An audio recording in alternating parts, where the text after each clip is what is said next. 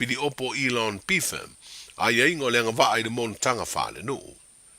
O le alo i o le filifili o le tō fale tinu uwein so i alo, o te toia i neina fo e limas fulu le awhia i le filifili ngā le tinu uau au.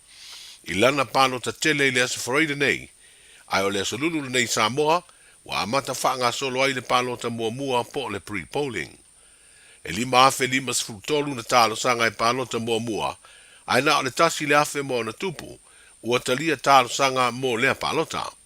O le tā lao le iwa le tai au le nei asa lulu le tātu o tanu o wha moe e te tala ifa le palota ua whiriwhiria mo le palota mua, ma le wha moe tāpunia le tā le wha i le fiafi. Wa iei nei le lango sa moa i se wha ai unga ua whaia le pāle mia o le malo le tanu o Solomona.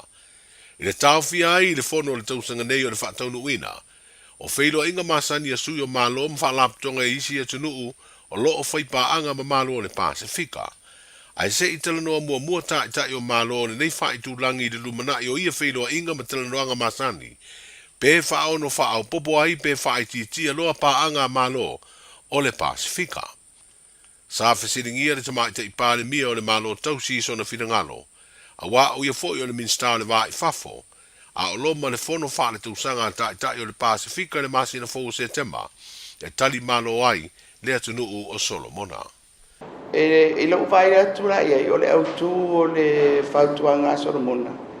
Ona i aili poti e talia pe mātou o taitai. I mata upu tau loto i whale ai o le whono o taitai.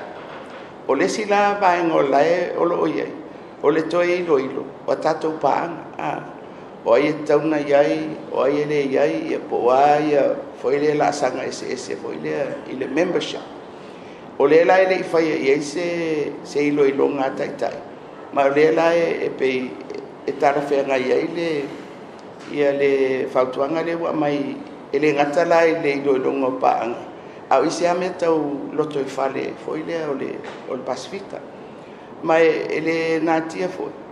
O whai asi na foi le mamafa o whinaunga a tātou paanga te tele. E o lātou foi mana onga foi lea mai o pe o le a foi lea tūlei mai anga e le tātou tūlang ma sa ili au ai foi lea ma whatupo ai foi se inga pea i tutonu lavo le tūlang o i tūlana o te manatu e se le tāua o le melewa mai se i maua ia se taimi e na o le Pasifika ia se whaia la total.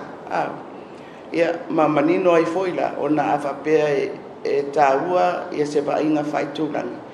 Ia lava la ta penanga le whai o isi me whaloto i whale ia tālia nei e whaia ia whai unga taitai. Se maua se awa noa. Foi lea, e tala noa taitai awa o le mele wa mai tauina.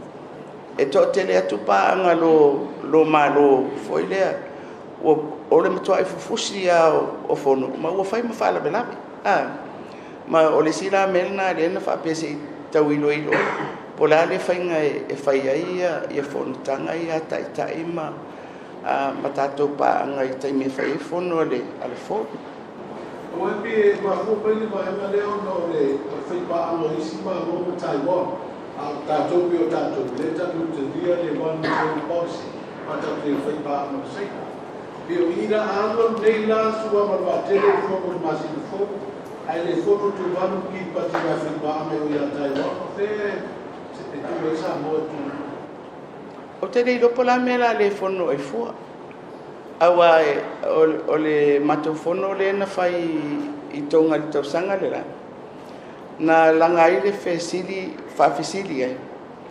Foi lea, ona o le tūlanga le wāo seina me Taiwan. Pe o lae e anga i mai se mata upu foi lea whapea.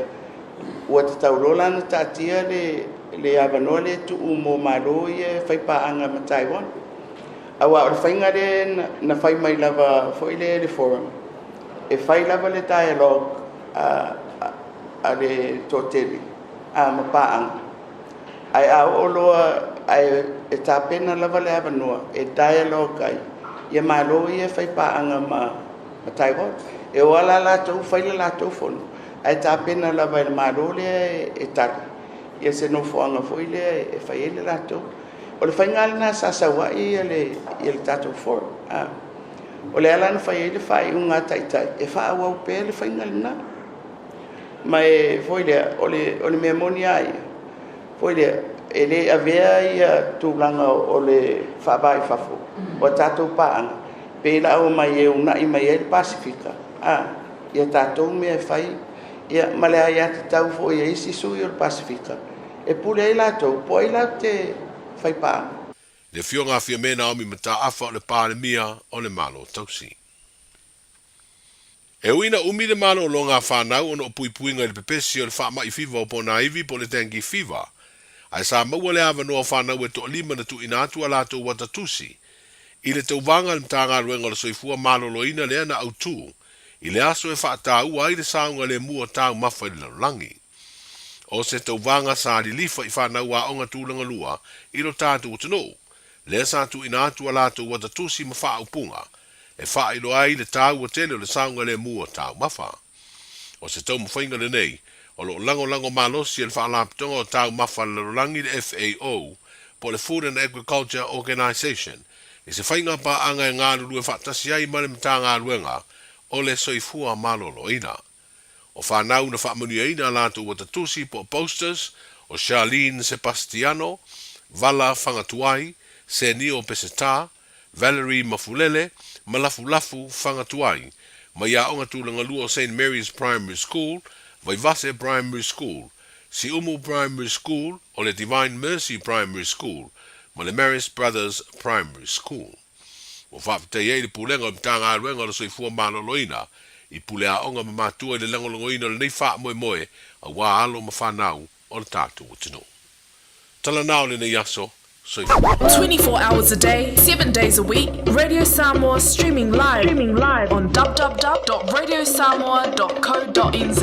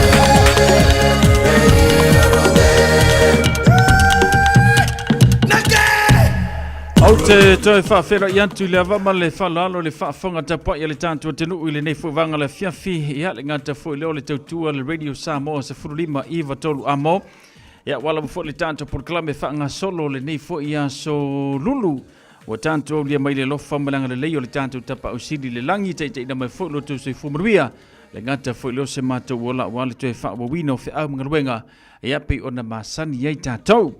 Ole te fa fonga na le tantu tenu le fa salalawino tantu tala mai Samoa ya ele sunga ia autanga vaia tipi autanga vaia ole sui Radio Samoa lo ngalu em tauto mai le tantu tenu wala ba fo le tu fa tasio tantu tala le ngata folia ia o meo lo tutupu i lau fanua le tantu tenu pe ona iai le o ngato tonu le neiva yaso ai tantu tau pule i le ola malmalosi mai le tua i le tula e valu le aso atai au wala mfaino te mo sisio no fa popongo tantu tala ya me se yo vaenga lo tutupu ilo fanua le tantu tenu ile nei fu vai aso ato le sole na mata ia tantu pre-polling ia po le palota fu ile mo ila to e ia ia ngasi tu mautino ia ila to le amalanga ese mai Samoa ile anso Ferreira le mfaino palota le sola ia nasa amate le tātou whainga pālota le nama salo fo le aso ataiao ia ma le tātou pālota tele i le aso whareile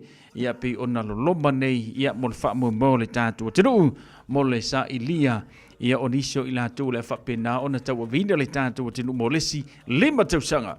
Ona winga a whape o ele nasa ele stala i lununga o le online ia ngā o oela tangata mawhai ona e malanga i Samoa e whailau pānota ai a whapea o i tātou e le i mawhai ona whaia se le skala fo i lea e le mawhai fo nea alu i te pānota ia kau wha mangifi mai le tok tok e kau wha mangifi mai le tok tok rākou pe ali alu whai se pānota ia ma le kele o le vivesi o le lalolangi ma vivesi a koe ma le whainga pāloka ia ai kero pāloka ia pau le me sili mataua ia iai le file mua le atua le tātou atinuu a o tātou wanga atu masauni atu le tātou atinuu ia ilanga sa ili ngā filfilinga po lau filfilinga o le whapena ona tūlai mai se whainga malo fau ia mo le nei fo i atu sanga whawawina ia le tātou whainga malo ia waka kālo sia ia linge ia vai aso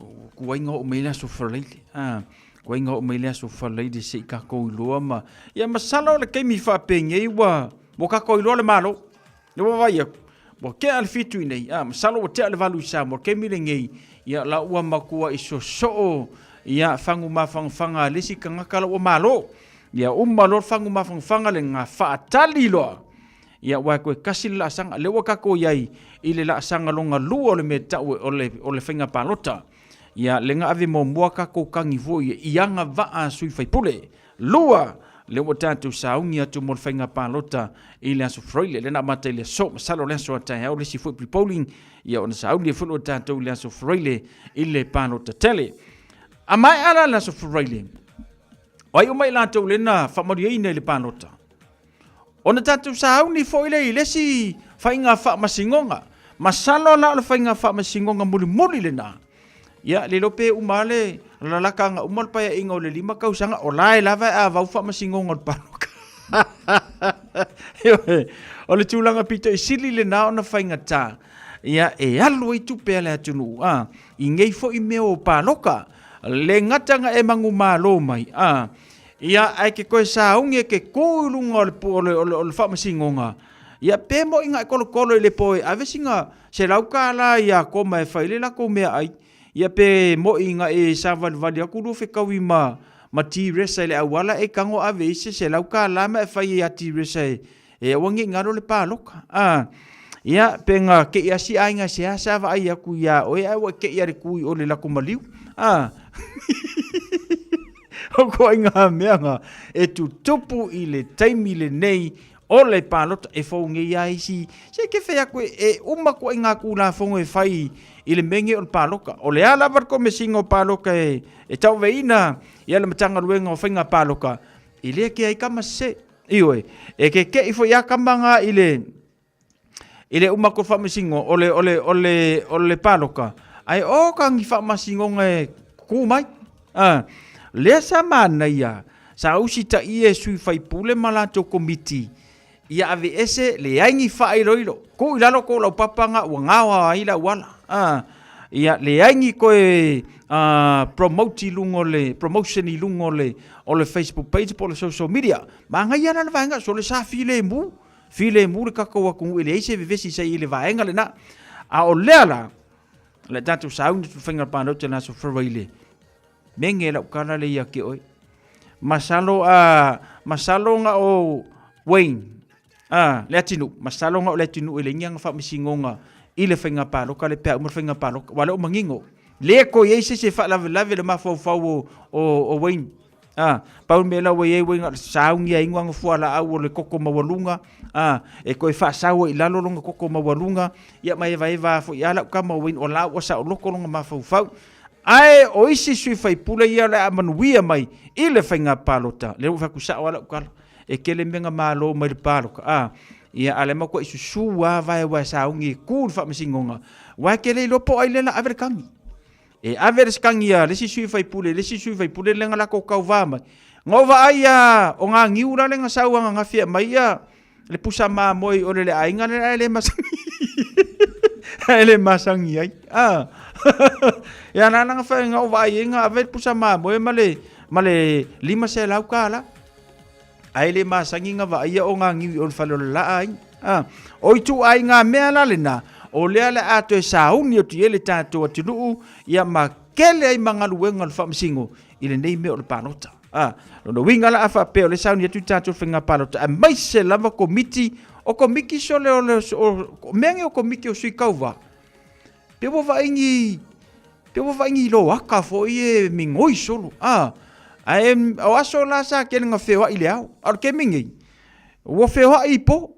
Ioi, waka po e kua i nalo pa au ke mam. Waka whanga kua kamera ka masei lalo pa au ke ia e ka whanga ku i whalonga i a ingo o lai o ia la wali i e whailela ko whaale alofa ma ia nga umare o le paloka ia pe fiesi nga mea nga mauai ia koe alu mariku persui whai pule ko kongi ai i sala ala wongo fongo lele ia ua wai malia le loko ilanga se lengi le nga mau o me whangi o komiki e lo komiki le leifo iyo mea le nai ta uai ia le tatu wano lofa ina sui whai pule iyo ia songa ialu kupe sui whai pule i keimile nge yo le lako whaalau iloa ma le lako promote e le se mea uiai ko ialu ko kupe fai e ko ko singam ko fenga paloka wa kai mia ko ke kuku mai ele paloka ko aka ko felo e fo le si makausa ai fa pela nga wa ko complain de kelo ko kupe nga yo fenga ko fenga paloka ia ongo sai wa ko ke kuku mai lo fo ia pe ia ka kele masangi le lalolangi ako pe ia ko ke pe ia sa ko fanga ngau Israel maku fanga ngau i ngai mo ko kua maku ale ke me ase sui fai pule ia mako i nga paloka me na le nga ka ko ia ia kai miang yo ka ko mo ko ka vange mai ako le wori war kai me se ku mere ko sui ia alo ko vai mulu fanga ko sui fai pule se follow viva minuta natale wa tale tu la fitu male tu radio Samos fulu liba vitolu amo ile nei foi a fiafi matato musika so filoi ole nei foi a fiafi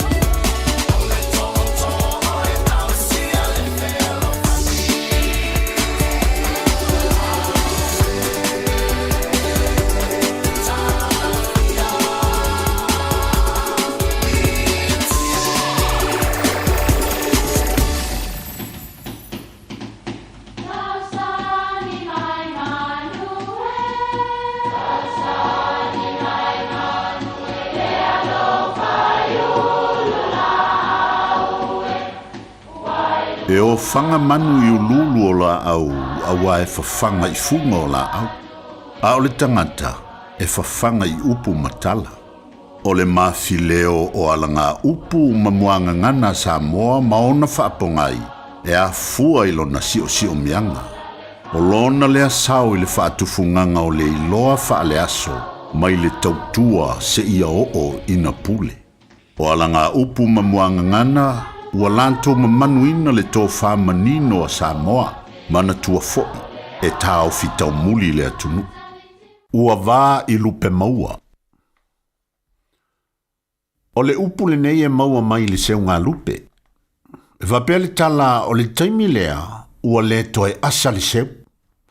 Ua na o le tali lava o lupe maua. Ua vā le isi lupe maua I le isi lupe maua. Ua mau lupe le seunga. O upo e whaailoa ai le fia. O na o se tau mawhainga ua whetalia I malo ai le o tō I lalo. Ua whamalo atu I le tātou au I loutou lotonu.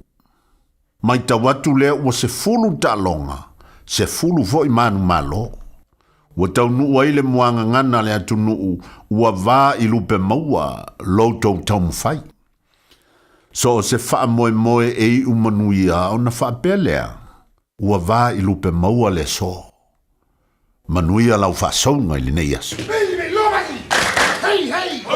Aua nei misi a whasala laua tu sa o lau Radio Samoa. O tawalu manga o lau whainga palota I Samoa I le asa whareile. Lua sifurmaliva o kuso mai le I tu lai lua I le auli. O le a whaafofonga I le au I li natu. O I unga o I tu malo palota. Masui tau vātai tasi. O mawhai o nau I natu le nei au au nanga. O na o le lango mai le Enterprise Motor Group I Manukau. A to ai ma le fesoso ani a le Arrow Memorials. Manuia lau whainga filifilinga Samoa. I feel lower so sad. Omega Ka.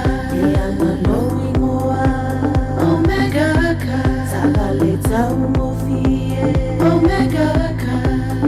Fili mai loile Omega Ka. Omega Cars. Lua selau Diabetes Drive I Manukau. Pole telefoni o iwa lua fitu 5 tasi lua. Susu mai Manukau ne. Omega Ka. Malole keisile Omega Ka. Sunga o whenga whakao elo kawale fo maunga Max Ila. Senga uka amilo i au kilani. Mo koe foi mai lawa I o tara I le Tire World and Auto Limited. Lea ma o aiso skoi ngā meg ma pa ukawar. A ole me piko sidi. E ngā le lua lima ka alalwa ia so le kokong. Le Tire World and Auto Limited e te maua I ta avale ma pa utau ngō fia ia New Zealand antoa. Mo fo I se ti mag wheels mo so se tu ai ngā ta avale ma le telo isi au unanga. Warren Up Fitness I le na ole se fulu tala pia I wha I lo i eina e wha afafonga le Radio Samoa I nei wha abitoa.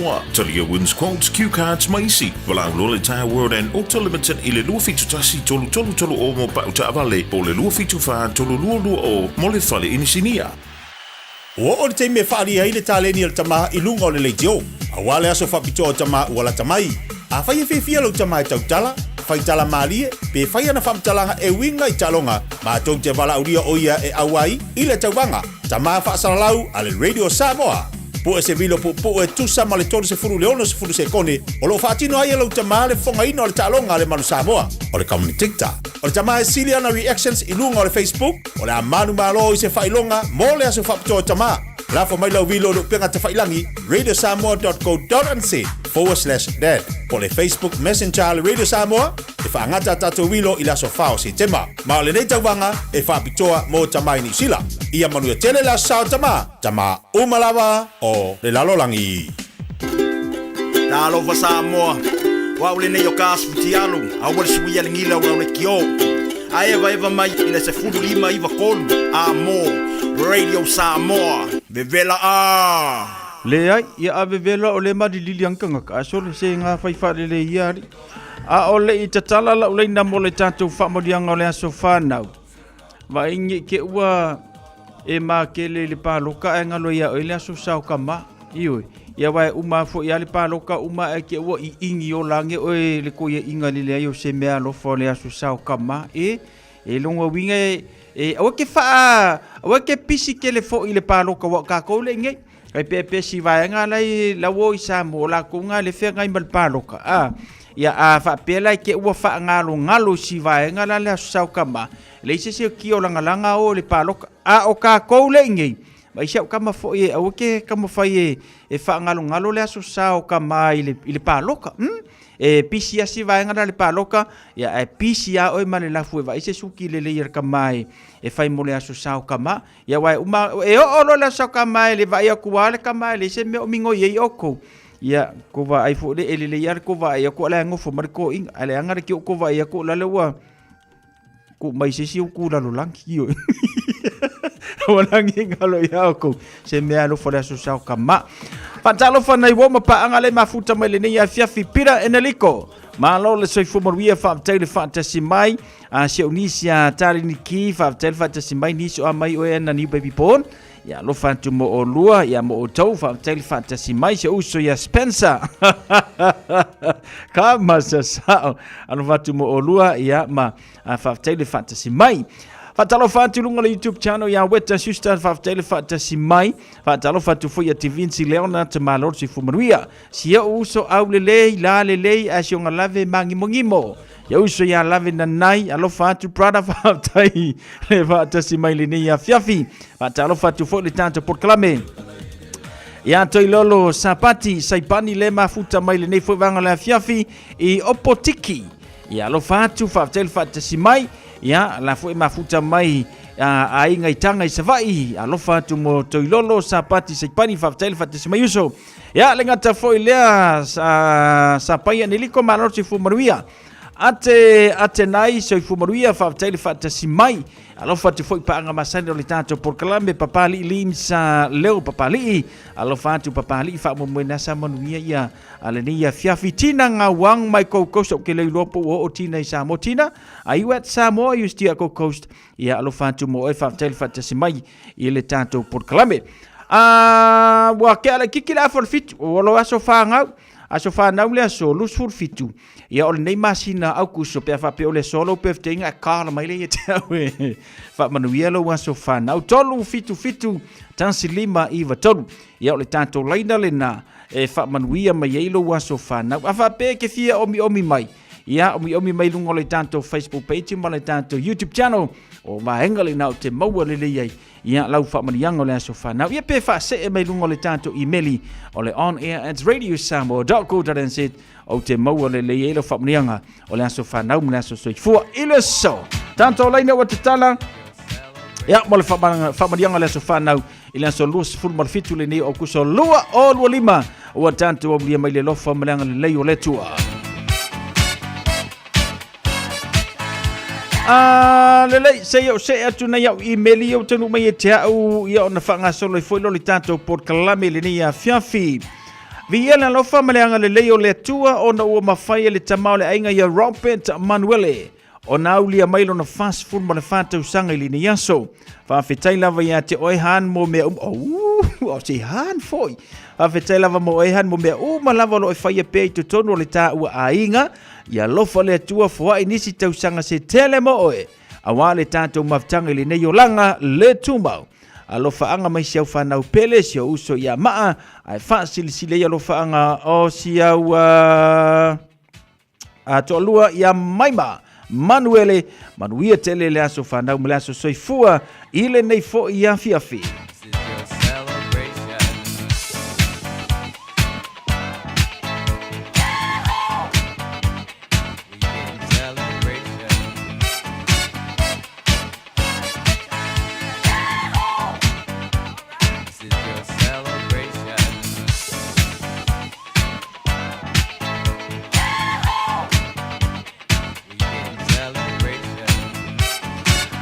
Leisia o whamanianga leo ua tanu mai e tau le nei a fiafi mai a tapua I laveti ngā paito mareifi. E mua ono o toto le niu le tua oi. A walo ma vā tampuia ma le tua. Whaafetailo na lo whamlo na ngā le lei. A o lana pui ngā foi ua mawhai ai e sio a Filipele tua tasi. Ia loina e ma paito mareifi. O na aulia mai le nei tai au fau ato e le isi tausanga whaapopo I lona ola. tatalo ia alofagia pea o ele atua masanga whaapopo pea nisi tausanga se tele I le lowola fine tauanga I le aonga whapea au taalonga I mana tua whaamomua le atua yo wala uma alofa anga mo oe mai o tuangane ia lalopua Emmanuel le ngata $4 ia mau ainga uma sili ia lofa anga o maua o matua tuitonga matoe malu ia ma tapua I laveti ngā paito maleifi ia manuia tele le aso whanau o seua fine uso ia o kei loa ia o seua fine so o isiona tina wai tale nia tina I talonga ia a o oe ia lako mukau le lopo le ase ka alonga I ke le ia iso le aso whanau talofa sau so I fua manuia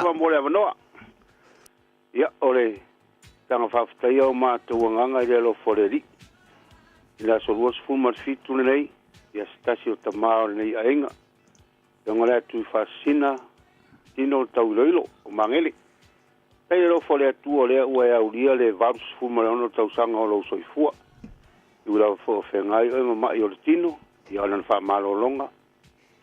Mo pe nei tausanga tele u fa popo e tu lo soifua. Ula fo i watu ua tinale mafutanga. Ia ro ia ina yo walo to te mafuta. Ia, aro whaangana mai a aoma tesi male whanau. Ai lupo endi, arisia e maisio tetikas, o yo.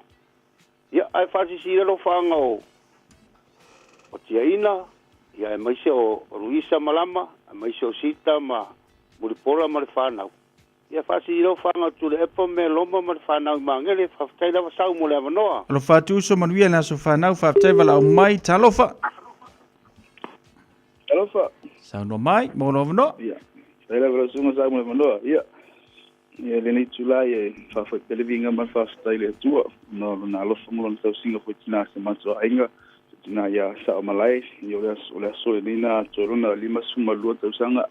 Le na la ve fi a ver vinga man fa style tua ni ta usanga tele.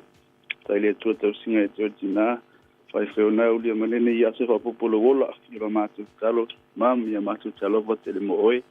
Lo fale tu santuri ni sto sanga tele mania sostele lo so fu wa fana lo o na o lo mtaba mo me lo fanga kama mal fana ma rasko lo so ya sio so lo ya chest ma tali ya tu so finya laia ga solia lo so ya rita so finya na rian so le o chris ruta bachain o so lo fanga so fanga ya sami ivo tsaviu so le fa to ya linda male lo faro I ponche valia so le ari ni so ta so ainga australia so isa boa ai afi mafi famondianga mia lo tama bature lo telefone eke na tsolia solo ya fala na tsolfana lo grandchildren ya la nuola na solo 8 ma safina ya bato jalo for telemo mam happy birthday love you sai la basa mna mno lo fatu manuia le sofa na o siutina fa taivala au mai le lai o tatu famodianga la na lo tanu mai ta o le sia wala au le sau talofa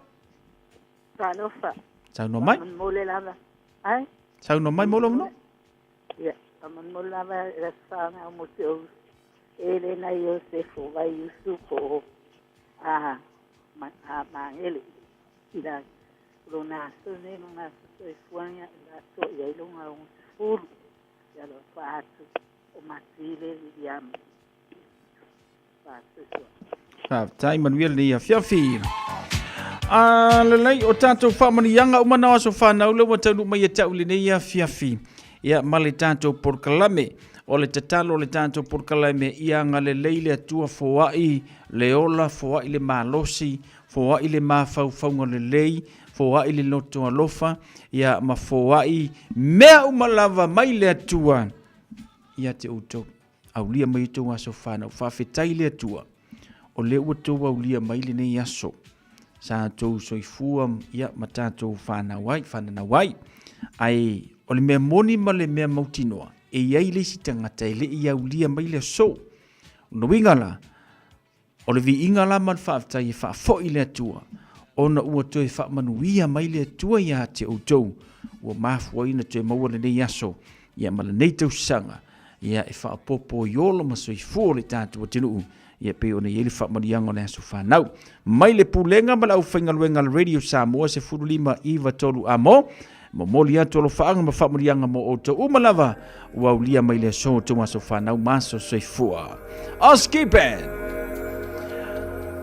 awalo fatrai ya le tato proklame mo o to umalava ia maso fanau o iso kalo fai sei ongo sai mai ya Oskipen ele wa so fanau lo to no mai lungo le tato Facebook page me sepi uli masao lo se po yose fa mole mo moli atu lo faanga mo le aso whanau o tafu pita ngā su krei manuia le atoa ngā lau tolu sifuru ma le lua tausanga o le alofa o le atua mo oe o whianga iei mga luenga whaavaitaimi alofa anga nā mai a whale au me sepi ma le whanau i au kilani ni usila ia mo oe wai talo whae ia manuia lo aso whanau wai pui malavea i le atua o iei ngā luenga whaavaitaimi ia mawai le saunga le mu ia mau atu se tala fia nei ainga miso nei matua ia o loo nofo te talo ia manuia ia faiva mga luenga pe o ne whenga ia lofa tele mo o to manuia le aso whana lus forbiru te talwa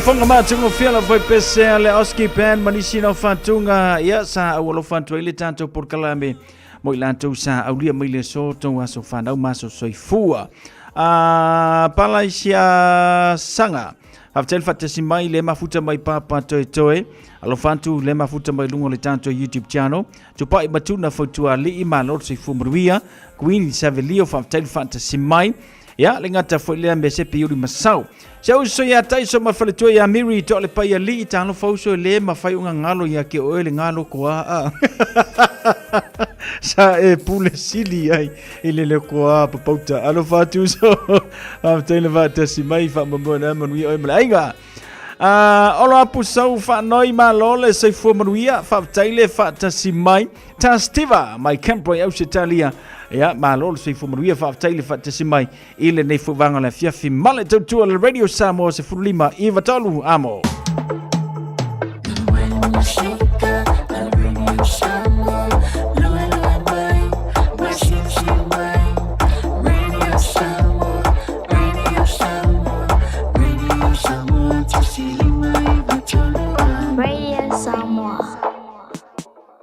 Fatalo fatule tato por kalame ile nei foi vanga la fiafi I se uso ya Aaron Silla le mafuta mai le nia fiafi lunga le tato YouTube channel fa taile fata si mai te Vinci Leonat ma lo se fu manuia tina ngawang manuia la ufainga malanga I Samoa le so ngafua a pasi ang ila va le lunga au kilangi kongi mai ka se koko Samoa ba ilo amal mole lava se o ke fo tanto fasil silanga a ole itaina le tula valu ole nei fo I fiafi ole tato fa silsilanga lewa teru mai tau ole va filfili ma le tato tusi o songa awani ngalo saulo mingo le tusi o songa fa tanse ma le lolo mingo le va filfili e mawai fa nu pengo Samoa I sifon tutuila ma manu o nisi tala tu o Samoa wala nga upu le mata fa yo le mata I le faingo fa la velave e pe yo le fa poiponga o le maliu le o singo ainga fesila fa ingo polo se I fa lalo falangingo e kale sia maritele o le ngangana fa lolonga fitus frutala lo natau na lo official level radio Samoa le tolu pa tolu no Hopewell Avenue I Manukau e te mawai monisi fa matalanga val au le luo no lua tansiliba I vatolu luo no lua tansiliba I vatolu pe tanga yane I le shop radio Samoa doko taran sit fai mai ai sa woka ainga sa tafatoa Iva ile ava male fa alo e te tawai ma tau te wha sila tuai e wha pea. Wa iai se whina ngalo ta mā po suafo le tātu a inga sa ta whatua Iva, le a whaia le whelo inga ma le talanuanga, a sori ma wheo I umo ta whatua muangu tu ti ale ulua I ali o Iva, I le aso se furma le luo se te ma lua o lima, whaia lea I le lawa o ta whatua Iva wha sa le anga, sa vai Samoa tu la Eva I le taiao, ma tau te tatalo atu ai, ma vala aulia lo o tau paia ma lo o tau mamalu. E susu mai matala mai a au tātou awai le aso tu upoina. A wale wha mo so tātou ainga, ia teu ma wha leleia. Lo tātou loto I fale ma soa lau pule ai nofo, po matai o so tātou ainga sa fua foina. Ma o le ale tau fia lava, le wha I unga o le atasi ai lo tātou ainga, I le na aso I lo le awai mai. Ma le wha lolo lava sa nia le nei wha salalaunga.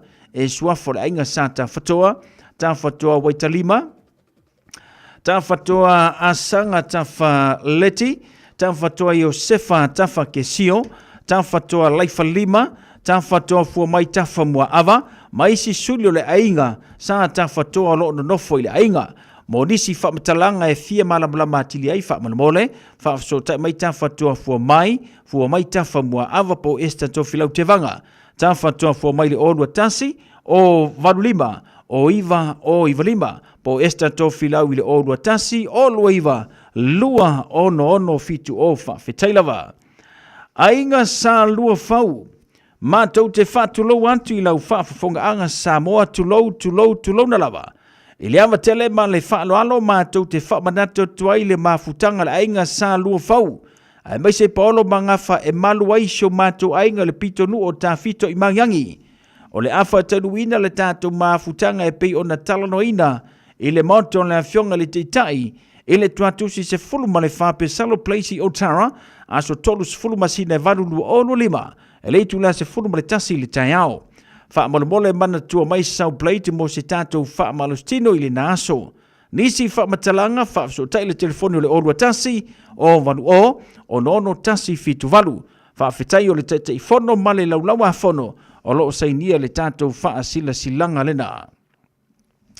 Whaantolo watu sa moa i upa ia mo mamalu a wala u whaasausaunga. E whaafua la lafo se leo ma le whalo alo tele. Ma valu sia o le whau ma le nganga mawalalo. I le pa ia ma le mamalu o alo matama whanau o vau tupua i whale alupo. O le awhaia le tātou fono i le aso toa nai mulumulu au kuso aso tolu sifuru au kuso lua o lima i le se furu bali lua i le wauli. Whaia le i le tuantusi masani lua sifuru anga i le lua sifuru bali lua West Warner Hall, West Coast Glen Eden o le talo sanga ma le nganga mawalalo i a tala a ao mai tātou te mafuta i le naso i le alofo le tua. Mana tua mai lau la fonga masani a wale wha mai moe e pei o na tō whaina o se feso soani a wale fausia o le malu fau le kan le sia wha potpotonga ke Luciano Samoa e whankasa i vau tupua i whane alupo o le mātou te talo i a teita i atulo o tōso i fua i le naso i le manuia tātou whelo i eile lofa tausi o le tātou atua. Sainia le nei wha sile silanga le wha ta mapasta la mostele pupo i mai ma le ofiso nisi wha mtalanga e fia malamalama i ai wha molmole wha so tail whale tusi i le olua tasi o lua ono iwa lua ono wha whetai sainia ele komiti. Ainga sa savai naya, ainga whialo whani i sa tui atu i savai. I le awa ma le whaaloalo e wha silisila tuai i suli umole, ainga sa savai naya, ainga whialo whani i sa tui atu i savai. Mo suli umolo au mau so se tawha au te ronei, le a whaia le tātou mafutanga i le aso tua nai, aso tolu sifuru au kusolu o lua lima, i le tua tusi o le hall Masana Mount Albert, sine hall lua a, Wairere Avenue i Mount Albert, i le afor se formaritasi le tau mai. Au mai umalo ainga i le naaso e whai ai, ma le tātou ta'alonga awale tausia le leo lo sui fua maloloina. Wha moe le lofo le tua le a tātou whelua i le naaso a tōwhaina, whaftai, o le te whono male laulau. I tō malo si umu, e mua o na wha lofa ia Samoa o le au mamala, wha tulau fo i sa o le au osi taulanga pa ia tulau lava, a o se lao le leile nei mo le nei tu malo si umu i au kilani nei, pa ia o sa a somua matama tu mali o fale luo tu la fale utai male fale tolu, molo o tausi la fia wa au sia se matati a fau le tanto i tu malo, moalo matama whanau e ala i le taalonga o le laka pi au kilangi, ta pena e taumata tu ese malesa, o lou fale fata ta ua o tama whanau a si umu, ua whaingo ina tama o le lau moso oi, ua mai au na whaitu langa masani o se au tau amata, whaia le lotu le aso tofi, whaapa ia le konginga, ma whaalau i loa suafa o tama ta a alo uma, o loo iaini alo, o ala i pata whale a lili, sa vaia ma pia, o loo tuu mailo natou whanau, fia fesosoani le tātou au. Samoa, le tama tūmua to whaiono, samu tanu vasa mo le tūmalo, sa li liu wala o le lupe, i le kalapu a le laumoso oi, o iai whaalolonga, sa whaatou fusia le tūmalo, o iai neila tātou au i totonu, o le asosi la ka pia sa mo i au kilani New Zealand, sa ta alo i le aso to nai ma le au malosi o la fianga o vawala e tutusa le nata alonga i le tai tolu sfulu ai le au e to e ta alo fo i le lau mosoi i le aso to nai nei aso tolu sfulu au kuso fai le Yarra Park fa papa to e le tasi la woli lo tanto i tu malo o faiva e tapo i emanuia ma liu mai tanto malu luina fa tasi e ta ua lava le to e se anu poto Morisi fa matalanga fa so tai le telefoni le olua fitu lua ono iwa fitu fa luono fa fetai seinia to fai ono Samuelu Tanuvasa to fai ono tu pola lafi tula tu utala epa tula pai olo ia le tato fa sele silanga le na ile nei foi vanga le afiafi ma le afio anga o siumu ko fa fonga mai le afio anga o siumu o mai kako maruru winga fa kasi ia e tapo ia le talonga le tato au le lamo so oi Mole mamalua matua Sutton Park le ai o pas pinko fa silanga nga au lea lava te vai e tua i. Whanle toi sa tu paitea. I le ava ma le whaalo alo e wha silisila tua i le mafutanga. Alo matama whanau ai ngai whale toi sa tu paitea. O loa lala ma papa a au i so se tua au kilani nei whapea. E toi fia maua se tātou whiloa inga i le aso toa nai nei, aso toru sifuru masina valu lua o lima. E le afa o le tasi i le wauli, a wānisi o tātou fufuanga sa fuafoina. E fia whatau nuine i le aso toa nai nei no whanga masani, no me la valu lein tu rowi i waimea o fui manrewa. Modisi wha matalanga wha so ta iane le orua tasi o valu wha, o iwa fitu valu. Po le orua tasi lua na lua, iwa fitu o tolu, sa inia e asiata nu au sala malau tafi sina panti o le tei fono whaafetai. Mafutanga alo matama whanau o le uluwai o le tala le leimeto tisi sa longa i sa le longa. O le awhaia le tātou fono tanga i le aso tona nei. Aso toru sifuru au kusolu o lua lima, e le itu la se furu ma le lua i le hona le kale sia metu tisi sa moi papa toe toe. Se furu ma le iwa noa la Burnside Rowi i Riri. O le tātou fono lea, e wha mua popo i tātou sauwhanga. E ala i tonga, a wā le tātou wha moi le masina fau. Wha mana tātou fo i tātou la fonga tuu au iulai, ma au kuso. Mo nisi o le tātou nuu, wha tu a maua le nei wha silisilanga wha mana mole, su watu i le aso toa na i tātou wha soa, ma tala no a wā fuafuanga ua tatia. Mo nisi wha mtalanga wha so tai Reverend Sione tautua le orua lua, tasi fitu, lima wha lua po mwangu tuti a lua manuvai. Aso i le orua tasi, orua fitu, o varu whano fitu. Tātou whiro iai i le naso i le anga le mai, i le lofo le li i wha fitai. Whaatasinga wha liu le la, aso ngā fua mua o setema. E mua na o wha poi la autu manu i le paia, lau wha whunganga Samoa o le amamala. O le nei wha silanga e wha pitoa mo le mafutanga, wha liu le la, i le mamalu o matua uma, ua papale le siti sene a New Zealand, ua lala nei New Zealand, i Aukilani, o lo tatala fo i le nei wha tasinga i le aso ngā fua, o masina te itasi so se tua a sina, o lo alala le i tu malo o manrewa, o le tātou wha tasinga o lo so mai, o le aso ngā fua aso mua o se tema, lua o lima whaia le Imanu Sports Center, Mount Fort Park, tasi valu o Weymouth Road i Manrewa, i le afor se fulu a nga i le lua i le wauli, o le a awai le whaipule Dr. David Wilson, e wha manino tele wha manuyanga, ia le malo, o loo awala mai i le vaenga wha upufai, ale New Zealand First, o le a wha pia foi o na awai sui o le Asa Foundation, e whaso soani malango atu, i tua a ma tutua,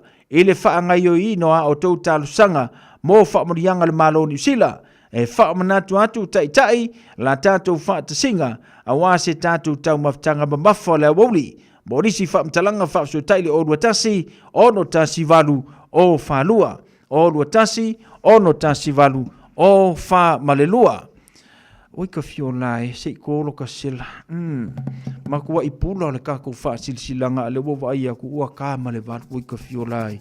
Le alo le kaimi le ua ye. Se uso ia le vau polo ye lunga po malo, koi kiki e ma liliangi lalo le ngala, au ke kuku ai, alo fatu uso. Tili ngā matai o siosi, alo fatu whaptai le whata si mai, ia le mafuta mai i sale la valu sa vai, wika lofa. Motu teli sa la fai manu yelo fai ngā pālote i ila su wharaile. Lelei, se kāse kako pese foi mai, koe wha ngā solo le tātou por kalame le nia fiafi.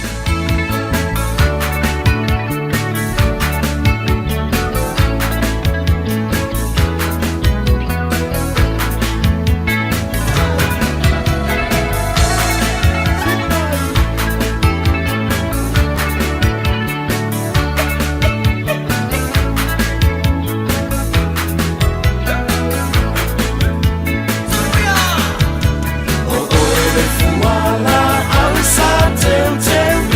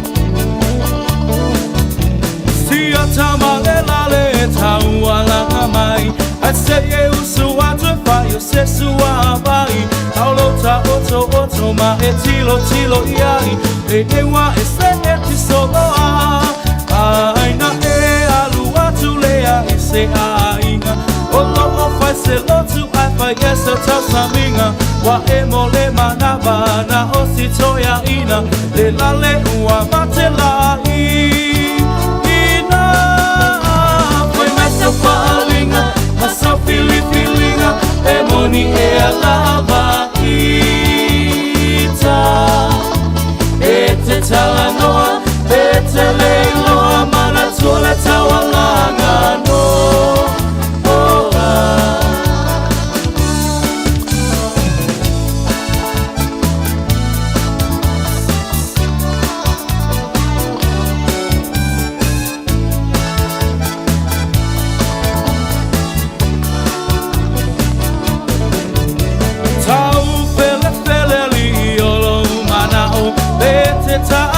E te fia o aku Wa e whama walunga Le poto wa e mawa Le ai maso wha au tau Taua a mea Oi ma filio le whai te au O whai ma whaia o ngā wami O ngā le tatau Ma pule o le au moe Ma lofie ka upoe Ai ino sia ai lava o e Ai mai sa whalinga Ma sa filifilinga E moni e alava ita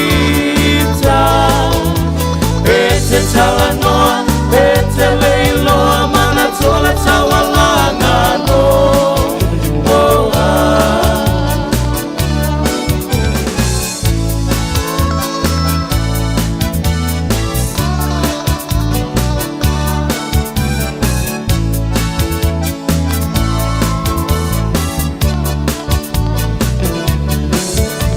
Tafa mai ata o le vavea o Anu o le vao ua vava o O lo upito ie tonga wha o Ma ato ata oto i fo O wae pupula male i le po atoa O fiwo lo tina i lo upa aso o moa O lo fia vi ia ma lo fia i loa Ai ino sia ai lo uingo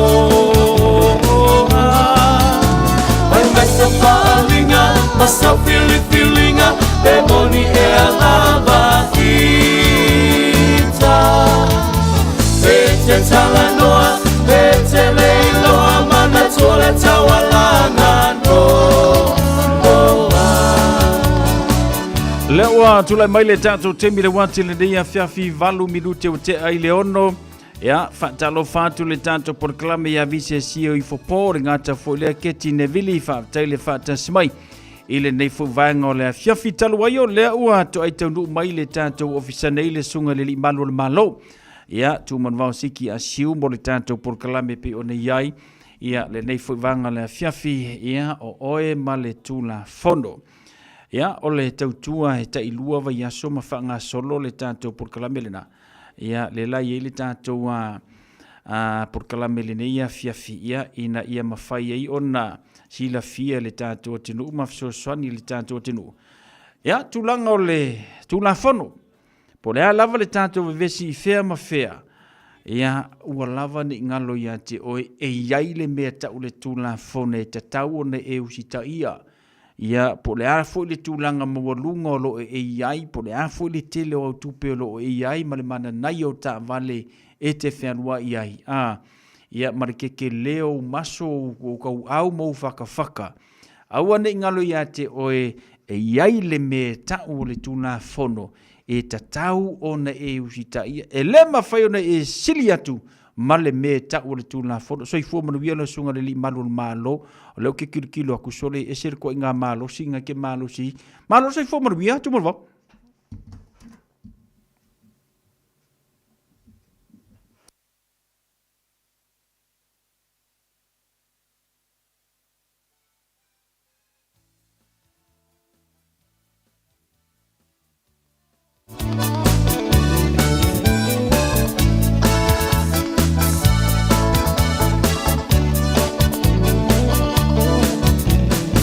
tama le la le taua la mai. I say e usu atu pa yo se sua vai.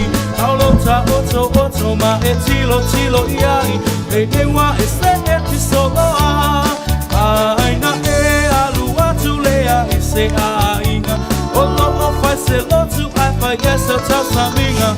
Wa e mole manaba na o si toia ina. Ja, fatalo fatu lava ma le falo alo tumon vau malo le soifua manguia. O le mele o iai. Malo si e makiwa. Ia lava ma le fa le fa pele te la suga sa le fiaf. Pe fo tato tunu ona pa ia le tu so lava se fata feito la. Ia me se foi tamam tina matu ne fiafi. Ile malu lu ne fiaf fafta ile tu ti tato ngolo molo to soifua la le lei. Ila tu singa malanga le leonga. Ifa pe foi pupuinga le tu ne fiaf pela telo tato tunu. So lava se tafona nei ke lope. Olo e lafi solo ai mercula fogo. E mauao e ke fiwa ke sola. E mauao e a fatalo fatulo fatawa. Malo se fua, malo fo eri le tawata. A menga luenga le niva yaso ma le lava yaso tu manuva. Ia pe ona uta u ke vai ko le te maua lava lo malo. Ele yoso fa ia ese fili.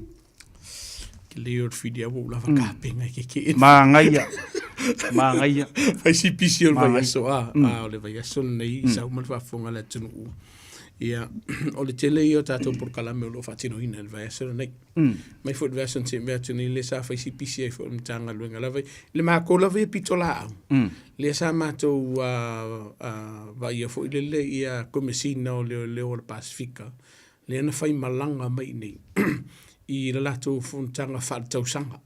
Le na fai e up north. Le na fai si pisi o mako le version se version se o le weekend. Si o mai fo le ni vai yaso.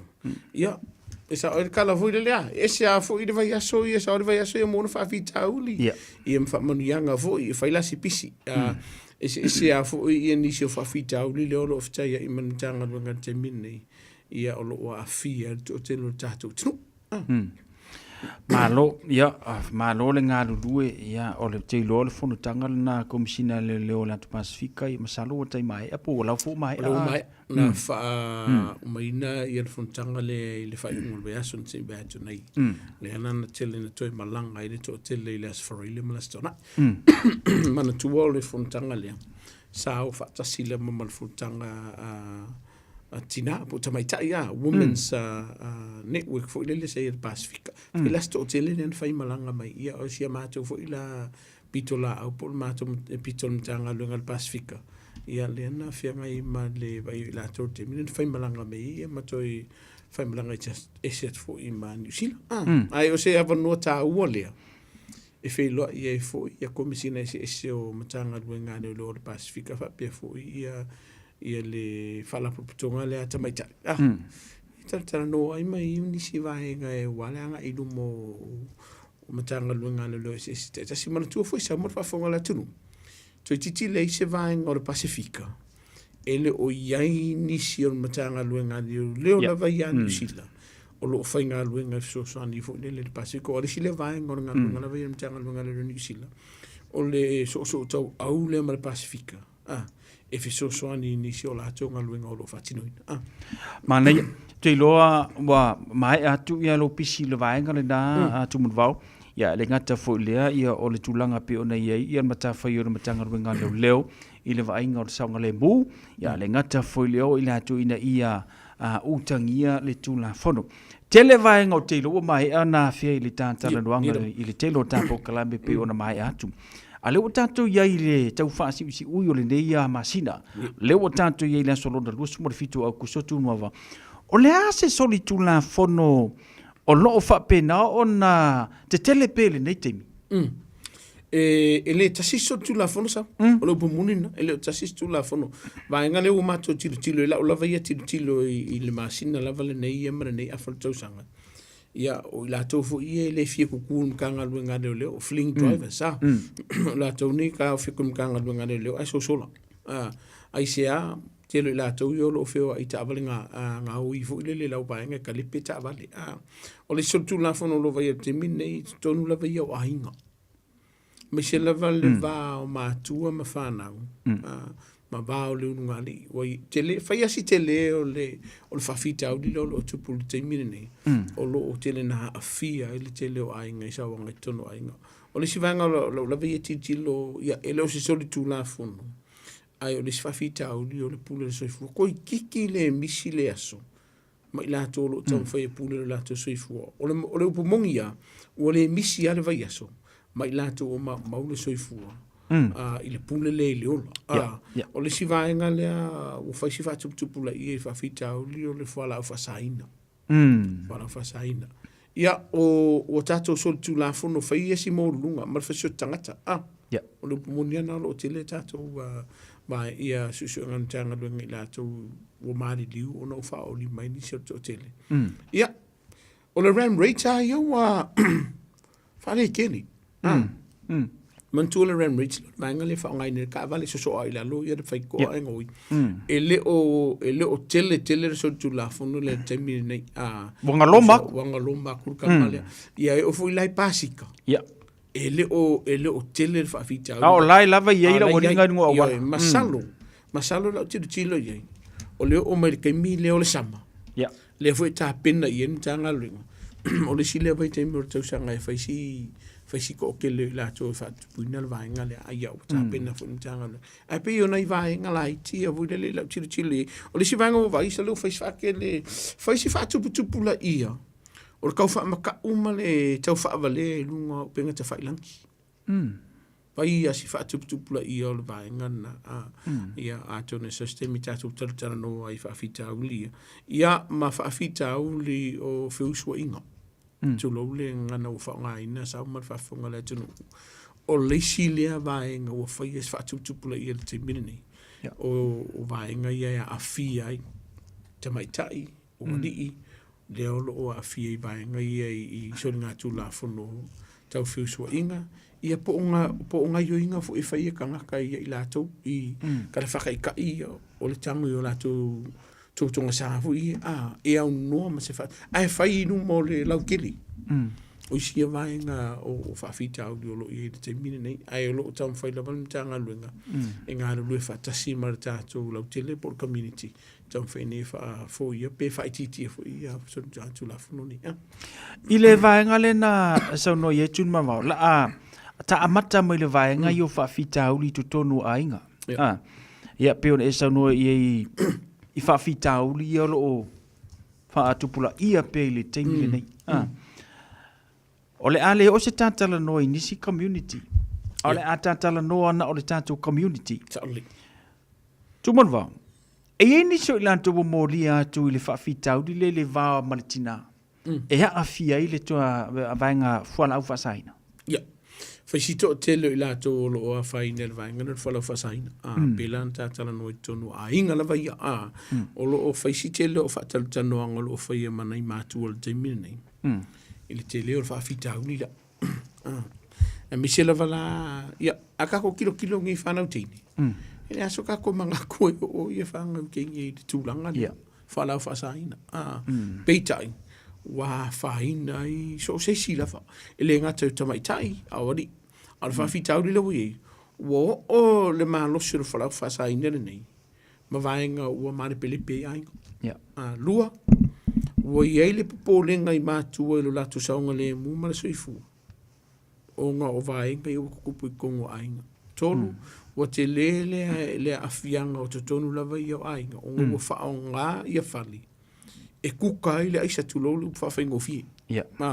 Te le la afianga lo i te mine nei. E ofo i le vahala vai urungari. Ia, whaifo le maa losi o tulolu whawhainga le tunu o le wha o ngā ka māloa. E whai afu si malo sir whaongar tina o le ainga. Wa a vea la le ma vaenga. Ua ngalo le whainga o le kiu ke vui le i le vaenga o alo whana laiti. Lisi le whawhita li lo lotu pute mini. Ia wa mantua tu mon vau a whape a fia le tama a fia tuai malitina. O le whesiri kele. A whawhera le whana. Sauli, e kele la fia ngor whana. Ia, ai mai se lava i la tau fu le lalo i whapo o le talwhatitai. Lalo i for se fulu po le i whakausanga. E te tangona i elma kua e whaile mea ai kulo whaafonga le tenu. Kaunga i elma tua e sui le whanau te lo. tauna iei mātua le teimi wha amoe e le whanau, o mana onga lava ia māsani o le whanau le aso. O le mawhai o ngā whaakingo inga. O ngā ua wha le tonu i la tonu i le mawhau po o le malosi fui. Mai le whala o whasainga. E leo toi pōmalai, o lo iei lava nisi o whanau o mau le soi fui te tonu a inga. O lima lava o mātua o lo mau le soi fui. O lo iei whanau, o le kiri le whare ma. Aisea, o no lo iei le afianga o mātua o whala o whasaina. Ia o oi fo ina ve vesi e ainga. Umalo o le whaia le vaenga fo le misa le ngari. Ai ulo i lea. I le whana. Pia le si vaenga leo lo i se pole ngon tanga luenga leo. O no waha a fia whana ula i tie leo i lava se malos. E ki e koi sa wanga whapia. Le ngata la tumanu vao i a whaina o le vā leo runga li i o no whala au whasaina. A le whainga sa unga o le whai kele i la koi e maua aku e whai le a whea. Noi. E whaisi, o le upomoni la wha, man tua whai si a tātou por kalame le tila na tātou tala noa. I le whai o i ngunga. Whai o ulaulanga. I to tonu o lo lau polo mauka. Ai te le lana a fianga e a fia i lo le maunu ngari. Wai o le upomoni. O lo to te le tātou tunu o lo wala au mai se fsosani i le wala vi o ngari. O ke whawhekai i le tātou tunu o le wala au mai. Ina ia maua se fsosani mo i la toi whawhitau i o lo tupu. Al ke lea al ke lea umar pongi o kakarkala ngope a ka ngofifo ia wili ili le te leo whawhitau di leo lo a fie le wala vai o ngari a wai o le teimi lava manatua o le whala aule nei o le isa o te le soi fu o mauai wa whai asi to te le soi fu o mauai vaenga mua whai si maa losi ke le lula le skakala isa mauai soi fu overdose po ua ofa ke le tele o whala aule lua o koe wha o lima ia istangata tolu wa iei le afianga whatsoi fu malo loina o le whanau o le e le whape ulanga tu lo whafonga le tenua le whape ulanga makua a le singi fie kamiki e te lei o le afianga o le whanau o iei fo inisio la to le waku koe kongo whare e moa e pāko i marwhale ke sia ma vaila au i lo whangaina e ke le la le fiang o le vaenga foi lea o atu mtanga luanga leo leo o sausiri poki ai o aku mkanga luanga leo leo e wha mauti ua maukingo o lai kuka le setu o le whautuanga la via le ave di imata mai te mtanga luanga o wangi yoiko o ese mai o lo iai lava le vaenga wha pito al mtanga luanga leo leo i le vaenga le ta o Glen Lab o la tau ie o mai ma ofu papa e vo ie makako o valola o i lātou la ia ua lava tāpina ma ua lava fu le tamai e o mai fsosoangi e wha e kale pele le fuala au le operation le feito no ai o lo nawinga o lo lava na fautuanga a whai e ke masalo salo ma e lo o le wha o ngā sisi o lo ai ngā lo la po lo mauka e whai e se vaenga whapia o tau na vilin tanga lunga le lo musi fsosoani mo Mane malo la sunga le malo tunu mawa le ala tatala le talaina masalo o yesi si no fo ma se fa fitauli itulanga tau soli tula fono masalo o yesi si fa fonga mai anga o fa fa le si sala ilungo le si sala ia i fu tangata nai fa fonga mai ia pe yesi mena fa isi ai fu manisi ilungo la wala ia mai so la next door ia po nisi lava fo ia tatala le tanto leina mo tolu fitu tansi lima i vatolu ia e whapena ona tali tuele sunga ia tuman vau i lau wha fesili ta se me vai ngale na fe lau saunoanga tuman vau e tele afu ia ino uva ai lunga upenga ta wha i lenga le taintus ke leo vai ngale masanina wha i leo fo leo o tuli o iai se wha moe po se atu la fono e mawhai e ona tau fia leo ona tuli tangata lea mole saunga lemu. Nāna i whaafitai mo whaafisili. Te le i o vaenga te tau ona whaamali e ina o le tūla whonu.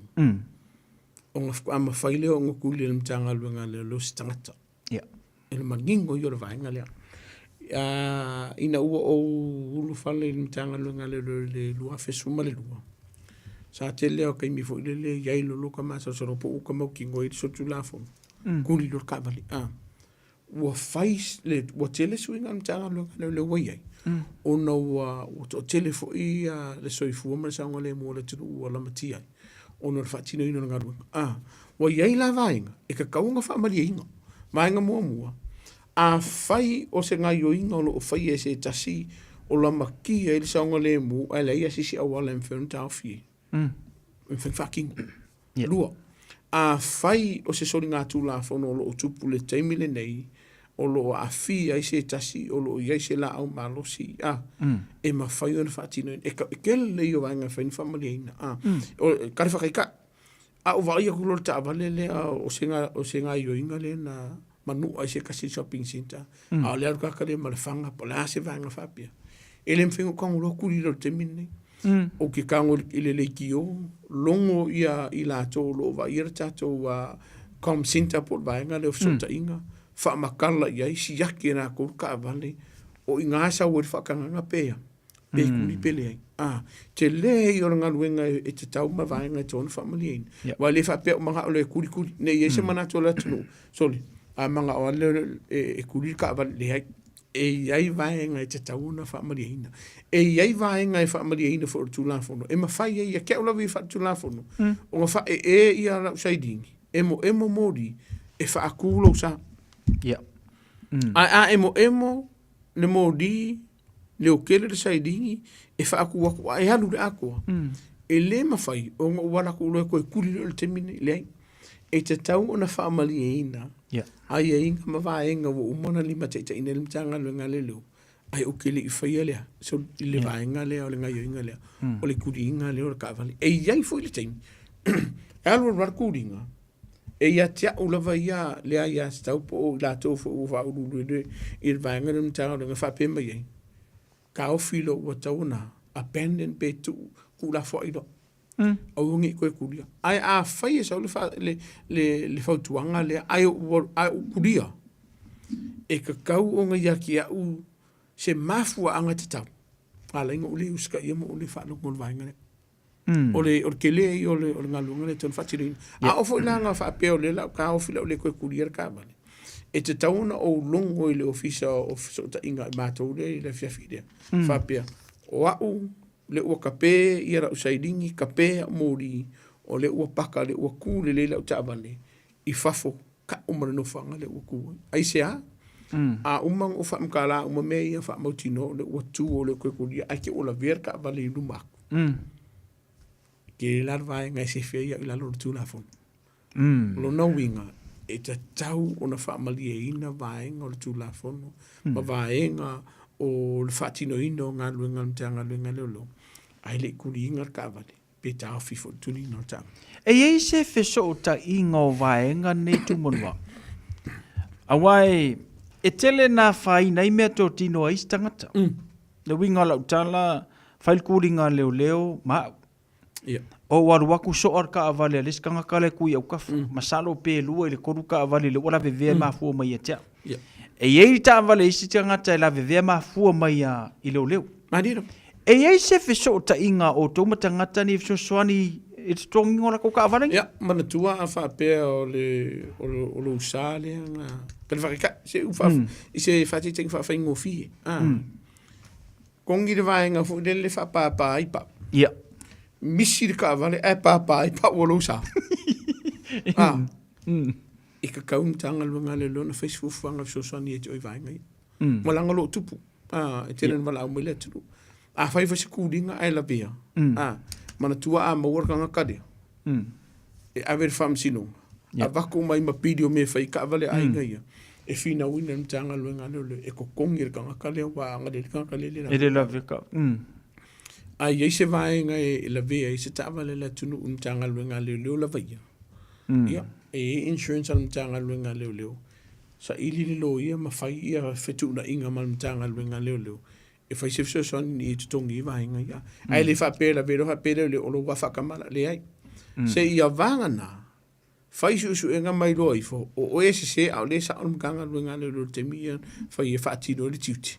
Ia ngai leo ngi se o fetu na inga te ona whaatino ina wa ia so ala upule inga po ia kongi ir kawan.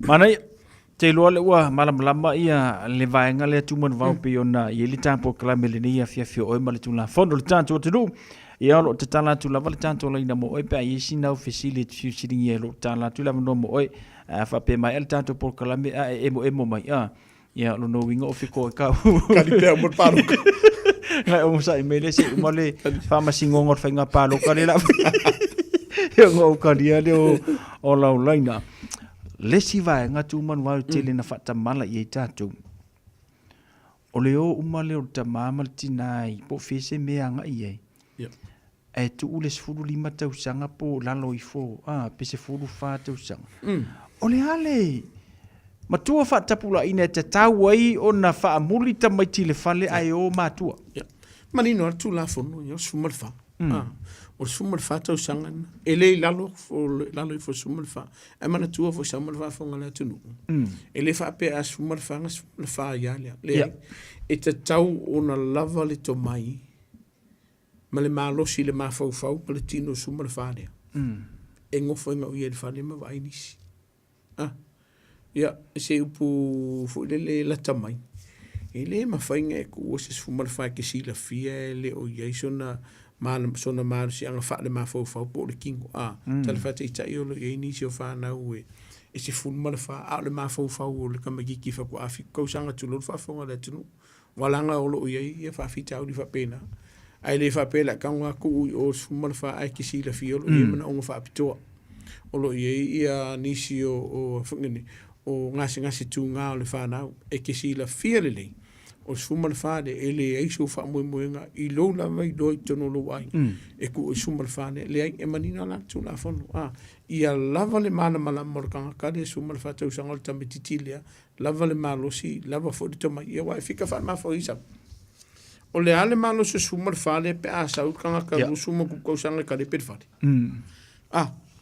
e ke le la fia ngol fa na ia ai la lava ia fa tu nga I nei tato matua wa ai ka meki o sumar fiku sumar barto sanga a kungor ko sanga fe o lulu na se fe le linga e ku ka meki fare o le pu mornia e ia isi fa na sumar fiku sumar bar e le o le ya ma to le ma fo ma mala e va ia ngis ka meki e mai se pe a fa per ko sanga le sumar fa a is ka meki ngor ka fa ma singa ma singa e le taria do ma fo le ko nga fai unga le wa fa ia ku ka miki fai ola pa ia la foto nga I matu o ma ve ka miki e stanga te matu e te tau no fo I le fa le te fa mo ina e va ia le fa na wa le sile va nga lo tu po fa fita o le o ma ku ai o ma wa le ka miki man fari ala for ka miki ale e tolu fa tau sanga le un fenga savadi le o ma ko ale o mo kam ki kine sumal fatu sanga sabar vare ko ale fa famal ko ia ila wala tele o fa fita o le tupu wai lo bala ia foto nga fa mon moli matu o ma ave fana e o fo le ko o tawlang fata au wale ku ua ka mai ki la ki tonu o tabani e alunga e fa lo fa ka au vai ke le o fa fita o sa wana ngoi ka vale ma ba ko ma ka mai lua langa ko tupu ke ola ver ka vale I le ka paka le ku ai alo yenga o kamiki tolu I le vela mu chinchino le la ai lo ka kamiki ko wo ye fa na ma wo le soifu o lo no winga e se la le ta wo ba ngana o I le tele na faiti o ile ku u fa me ke wo bi di fu e diskanga kali le o te e va tu lo fa malo ma fa ftai ye la to wala wina mtanga lo nga lo pe ava ai na fana witi le tunu tatu tava wala o le wa tu la tata to le tau ma fana tu mon va ia o le temi fo na e tele le va nga le na ia e wala ko e fa ia fa tau nga fo ia ai nga lo ita mai ti le tunu le o le ta vale pe o le masani ai ia ale ngata fo le lo fa nga solo pe ia ko polo ka fo ie fa manatu la tunu e ma wala sala pe ale fa ia le pepa le mo pare ia Sofia lo fazia o le poker ka ko o vidi mai foi le fa ma lo mai ma o fai ko polo ka ngefia o kiri ka ua ko manatua mo le sila fia o le tunu so le elongi polo ko su e kupi le ai lo su en kupi mtanga luenga o polo ka e fa tino ina mo le saunga le mu o le lautili Sa fisilingia ue se tasi o le tunu. E winga I sala e mawhai ona tu ua wanoa in mitanga lue ngā leo leo. Masala e mauki ngoa e le isi alofa mkanga lue ngā leo leo kua kuise ngoi kioi. Na tatala no e le whewhini nei. O le pepa fo leo le Warren Fitness. O le pepa leo le stala o le tātou tāwani. O pepa ia e mauai se fisosani ma le mitanga lue ngā leo leo. I le tu ua wanoa leo le mitanga lue ngā ia te oe. Pe awakulau sala, tala whate tā. Mawana ka avale ua umarka ko pepa leo le Warren Fitness. O na watu le mitanga lue ngā leo leo te oe le lusumal valu aso pe lima sifuru ono fo yaso. E ke alu e whai e le pepa o lo sa. E awakulau sala asa. Ai awakule avano ia te oe whaale leia I vanga I o tāwani. A umona whaale leia, e le uma I le teimi whaatu la whono ina le na watu. A koe a mai le koko. Kenso ilo la ile lau sala. E ofo ila pepa leo le tātou le stala. E se le tāu o le vaenga lea. O le isi vaenga, a maua un tanga luenga leo leo, e leo ieiso le sini. O na watu le ia te o le avanoa. E ke alo e su e lu le singi. A maua, o na toi a mai leo le sala. Whaale au ngā ina le tanga luenga leo leo. O nisi neo soli ngā tu la fono. E le ava kua ian mkanga luenga leo leo se avanoa ia te oi. A ngā kua ku sa o lau sala ia te oi. Momua, o lo fea lua e le te tonu o le tāwale. Ma wha ngā ina le telefoni. Lua, o lo fea lua e le so fuspa o pele o whaia fuspa o le whanau. Po o la tono fua tāwale. Koru, ua e le usta ia tu la fono mga hala. Intersections a e se tau painga lea. Mori mori lang mori fa mono mori sa mo le sa ko mori lang buanga fa mo ar mori me maka or ka ko sai no ki voi ma le sai no le stop o so ringa tu la fono ia e mau ki ngoa e le va ku se so sangi mo e po se avano ai se a ke ula vesi si ono lo fa tamala so I tu la fono ia e no ma wor soifua e le vi fo la sala le con ele soifua ma le ola pe le wol tavala ua tu mon vau talofa man vie la sunga sa o ya me se voi la sunga le ya se fu mon ne fiafi ya fa no lo fo ya to kala me ya fiafi ya lo fo ya e go sunga le lo fo nga sinaka Inga ka pesidiare ko mo de o kai ore makama foi kai mola ka me ki me o ka sit wa ele kai mi foi ngale ola wa makua kama kiki lenga ko fisidi ngale ko fi mamara ma ko ese swinga ko ngale o ka usanga ka wenga sui ka sit ya ola ko nga ka sit foi ngolo sa ngo me le maro tu ngai wa pe ki kera la ka vale ya pe o me ngare wo ka si le ko ia fia fia o suma ia silia ma wa bo mana tua fa na vo ia fatu ya ga ko kala ngo ele atua ia sta usanga pe mai le tasile aso se o ku le polala vale mafa o lo ia ka ko fo re ka fa pertani ka le capsules ya tatu no fo o ka ko fo ia pe fa o fu le fa ta o to le fa na light o va enga la va yor tu la fo ele ma fai o ngaku pe yai ni ngofua ele ma fai ona tu ulfana wiluma ile ngofua rai duma e te tau ona I tua no fo lai tua ai fa sanga la ku ka me ki to lo fa fonga la tunu je fa fa ngofi e te tau ona yai ia manguala o tele o ka sitia e fu ele mamafa balu lo kilo pe se fulu wa tau na sui ave ese mai larva ia o isi matua ia lango wo vai ki nganko ko le o firka mai ai ku o ia mana tua I lisi lua masinga e va vele tupu mala po ka un sui o le capsules e tauna I fana lua sui lo meka o no fola vai le o tato o le car seat le tene no fai ono no fo le fana o ngo fola ia e le mafai ona no fo le fana I luma ai se o ngolo e te le la fai ngol whanau I le airbags. Po o kako palungi fo I o ka vale pe ale ver ta vale. O lo no wingor whanau le e te taua ono no fo pe tua no fo le pito I tua. Mai le kei minenga se I o le fitu o tausanga. O ngā suri e rola I le ngo fo le o le se whanango lango. Pusta.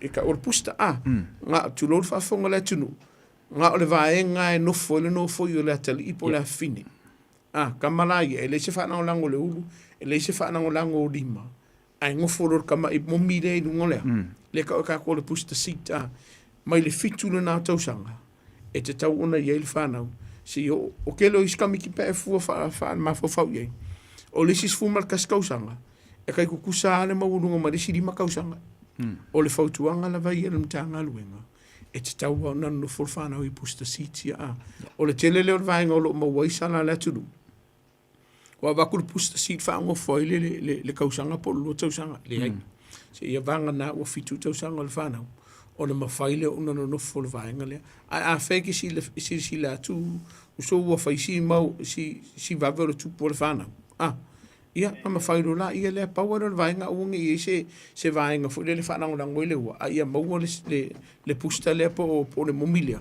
ia ngofo le nofo yo tametiti o ingala o ia la le vai nga fu no for fa na du ma se fu tu sanga du mola o lo for cavali o no o le pui ngala vai la nga peno ta o timo sol e le suma lu ka usanga ko ki a pe o le ma ka usanga ko e tupu a vidu tu lo pe ku wai fonga e ile si fiko sanga o pe ia ole sai solea o se fuma le lua ka sanga le va ver tupu e ngala e me fe ne fam tala ganga lu ngale e ka ilo yai langa wo vai vai ngale e tele oni se o sa fe mato polo kai o ia von dai o mai cleanliness ma o taro fo mangi e yai fa na wo fiko sanga a o le ko yanga va ale pusta si o la na okay e le fa pe fo la ko le ve ko or kam ki fi ko sanga o la e wole to e anga ai la fa sala le e te tau tala no in tanga lo ngale a fa yo kupu vile mai ona mo le so sani tala no na fifso sani tu ya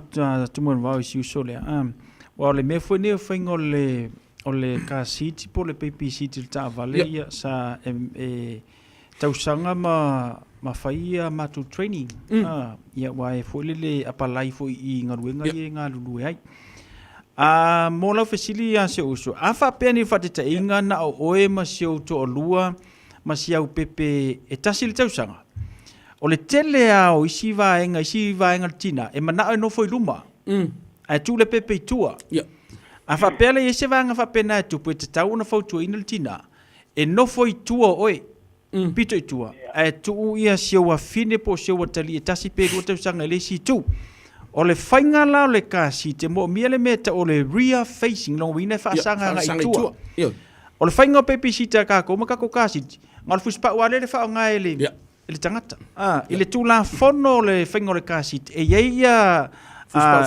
e tolu fusipa fa pito e fai ma faila ona fai uma tatu langa e le fai ka ko fusi pa unga le fai ka ko ai mai lau ka siti se falo lo e sau a toa le ka siti mono fusi pa ulina nei te iwa ngalo ia te a eva ai nei le ngofo le tua a tango lo pito tua va ne fa fonga le tunu e iai wa mea lua ngai se asa e tiltilo i a iai wa mea lua ngai e tu ina e fa o ngai la le si fusi pa uitasi ia e ku le si tu ngam bongo le tua ia le va ngai tua a ia maule le la lo fa mawino le o le fusi pa ulena e le ngata la ina ia fa mau ma le fusi pa o le kasiti o nga fa mau fo le fusi pa o le tavali tadi ala vele tavali e te le vano e fa sa o ina ise walo mai se fa la vilavi ia o le tele o tato e manga o arki nga ngo foi kalang yor ka mape alu ka vale aki ale pepe ku o le si va nga tona mana tuai le tunu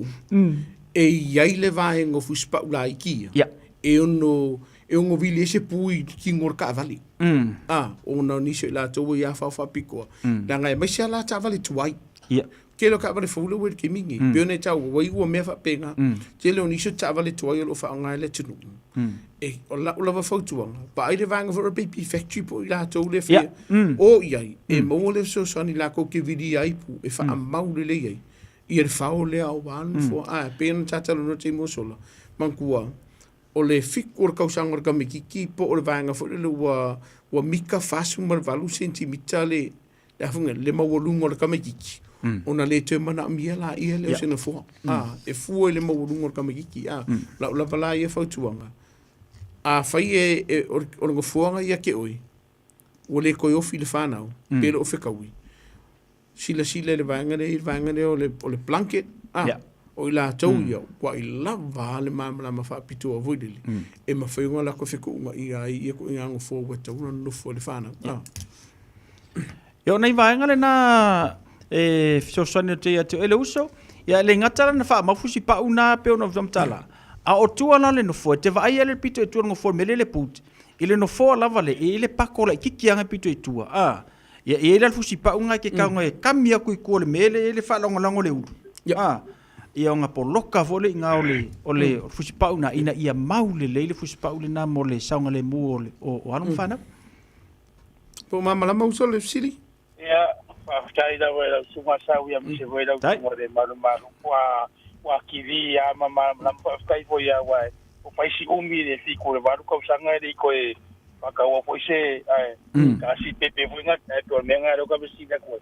O de baba ia koe disi o desi dua masing. I eva ai wa ke lopo ye ngisi pepe ngisi mea ai fut.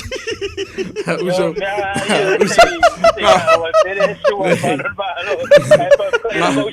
Nga o sau wale pusta sita ke mingi. Ara vati sa uso manuela via.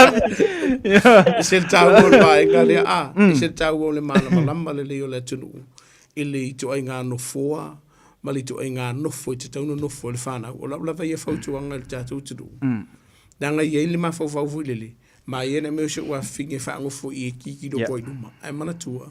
Te le i o le a whianga o le saunga le mu. Mara soifu o le whanau la i tila. Pe ano nofo i luma. O ngō kako palungi la ia bags.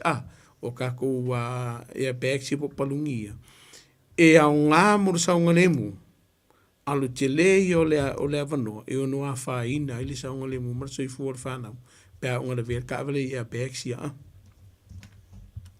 Sao le ia tumon wau, tūlanga lana pe o nei ia le ta ua telefoni fasile o le uso lea e whaatupu manatu le tātua tinua, mai se lava le tūpau tina. E o le si fwoi teimi o no tina ma le whanau. Ia mau tinoa la ina ia saunga le mu ia le pepe ao ia tina ma le whanau. Wai, e le ngata la tumon wau na ia ka siti po pipi. Ai le tiot, e le mira. E le mira mwhai fwona whao ngai le tina po le tamai e mawhai ona tilo me tu. Pea wha pea no tamā ma le pepe, ia pea no tina ma le pepe. E tā ua tere vanga. O lisi vanga tā ua sau. E le ngona fworo ka koe kasi arango fua. Au wako lima kamiki le unga fworo ngofo le kasi. Uma kua le skamiki ki whaasolo mai. E le tōna whaer vanga lea. Mana tua, e iai taimi whaatu la whanoina, ma tau sanga whaatu la whanoina. Waka kauanga suiri ngofo. O le tele o mato poloka ia masa nga whai whaatasi ma le blanket ma i la tau iolo o whaia vaenga ia. O nisi ono fua, sole. O le kauanga whaonga, o le sefi. O ira le ma o le fsosani nei mātua ia o inai fo ile le ma avengo fo wata tau ona ia ile whanau.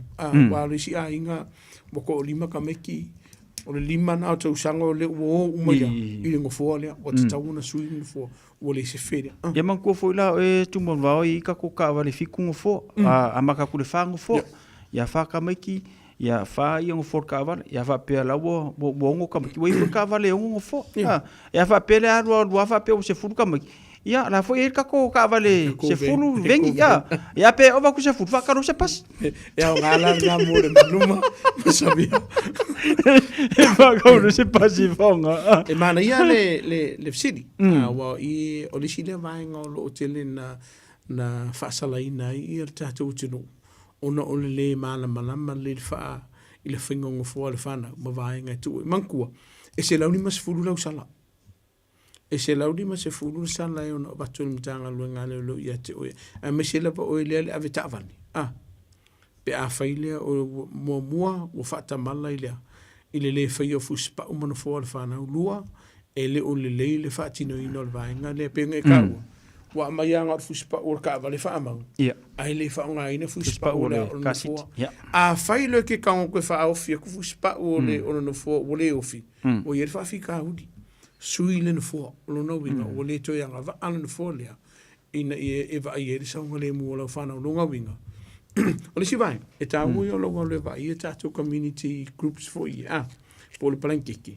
E ono mau mai se no fua fua, e hai o me ai nga molo walo wa le si ai nga na wa pa ko le o fit fa na pe mo ka ke mo so fa nga lo nga fu spa o le tava de ai mana tu o fu spa o nga e kere nga lu le va le o ta wa mo le e ke le va no a fi e le fa na pe ko pus fa vla fi pe ale le na fa e talo sia tu mo va ai sina por kala me foi le sina paka foi le fishing ai training for ye wa ta u te le va nga le tu mo va ta u te le me le ka siti mo aroma fa na ia langa o lai fa ta u e palalangi ma sainga ma inkia ma ai pe fa le ano i tato o tele mato poloka ia tele na fai o poloka e mo wai ka siti mo fu o fa na ele mfainga ba kusa o mtanga luenga le atunu ai fai poloka ia o poloka la ia e o atu man plankiki ma le Auckland Transport ma wana ma tu avo le ele o ia se kasiti e ono mo le sosani la sole ele fa salala paudo la so ma ko ke be 11 no ele fa salai ma tu ai mo le sosani mai i le blanket po le Auckland Transport e mo fu le kasiti mo fana ia o ke ka wa ku na ngai o le kero kai so le las ko ke le pole la kasita pe no di si de vaenga e o se fa fu se ia ma ko polo kai e le fai au ta fa wa onga ia le la tene pe ka yongu ka se fulu ka ko no fu ta vale e ave matu o la va ia na fa tu nga fa mo mo fai o le upo moni asa ka karangoa manino ai a fai o le eise no fo le fana a o lo fai fu spa o le vaenga ta wona tanga lu nga le o le ia o se vaenga pui pui ai le fana e a weke mai ka un ganga lu nga le o le la val fa so a te tawona abil fana o le fana mai po le a o le aso a weke mai ka un ganga lu o le la val fa so wa le ngole sia singo fo ai lo fai aku in kanga lu nga le fa maruru ko le la val fa so le mfenga fa ko singo fo ala fa pusa pia ra ku o ka ra ka pe pasika le ki o ka fa pusa pia ra ka ki o ka for ka migi ki ko ka fa tu manu va o tato e po le lava ale ai longa i se o tato e alo lu ale se tu pe se va yesu marido marido ai o lona lave o tato e ele me te tau ona fa pasi e ele me te tau ona ave ele o fa mo ia o le tulanga foi le pe ona e ta o meni wa onga tu mo i lau sa no ngaling talo ne tele fa no la tu mo mori sa fa no le taia fai ki si sa o ta valo tangata a o ka ko sa mo io e ke no ngofia si ka ko fu o si foi a ko ve wa foi o si foi ka ke loa o sa mo e kur ka valo le sa e o so mai fa fore maru le su mele i ole tau o vanga le we tau on wole avel fa mo i vanga to na ve ai wa avel fa mo i wole e do fa Britania wole lo le ese ngole need ma le want o le manao ma le manao mia o vaenga yong fo e ma ko manga mia mo sa ngole mo le fana o le fa ka un lo pe pa skede ki tu lo fa fonga le tu wele o ye le matapia le mana ye tata por kana o lo manga o nga ele si sa ngole mo lo mai ia ma le fo setting ya o i lo pumonia o le si le mafua le o e ala i ona tupu vesinga ma sa wanga tonu ainga o le lava le fa so a mai le sele o le fa ka wai me ta on fa ta o fa na fa popo ko ima le mo kanga no nga le lo ba ku le sala tele yo vaenga wa fa popo fakas ona vele ma vaenga wa mo wa fu o fiti na inga ma vesinga tonu ainga ona vaenga le ba tu fa tu nga tanga lu nga le sa ili se fe so ani ia ila tu mo se fe so ani le pa ki ngor kupi mo se fe so ani e pe fa fe ona fa so le se le ni mo mo lo wa pe ta o te mo so o samu a ele fenga nga le so nga le so kupi o le tunu ule nei ya o lo mo wa ka ko ping fiki tu lo fa fonga le tunu o lo mo lo ping fiki ko se la mon kupu le vai so o lo mo vanga fo ita o fa Britania o le accommodation supplement o le so so ni mai le malo I tongina o se vaenga o lo no fotoni, o te tongi po le rint. Lo no winga, lai mo walea. Le se lingi. Ai o vaenga o lo avele fa mua. O le sile vaenga. O lo i whala tonga i au kilani ne mani usila. E ma wengi pusa mea ai mo e male ai. Ai le ma whaiunga mo. Pe a tatou no whanofo marea. Ma le sa iri se fisoswani.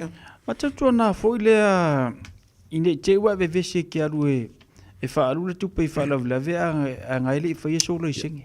Kasi le ngā me te le ina a fo le a mo le leo loa e wakula usala. O le koe kaungo fia fo i sala i ngiva i ke. O le mai tau watu tu man wā i fo i lau o nangar vangara nao la i sengi. E iei fo i nisi o alo ma tama whanau o le tātou tunu o le fo i whaia tūlanga le fso soani i niso i la tu fia whaise la i sengi. O le tūlanga le leila vanga wai le ngaka i ngā whaile la i sengi. Ai koe whaamala malama kuia oe tūla whanu. Mana tua tato mori peo le tau ele se mori lang mo. Ai alu la ia onga ia.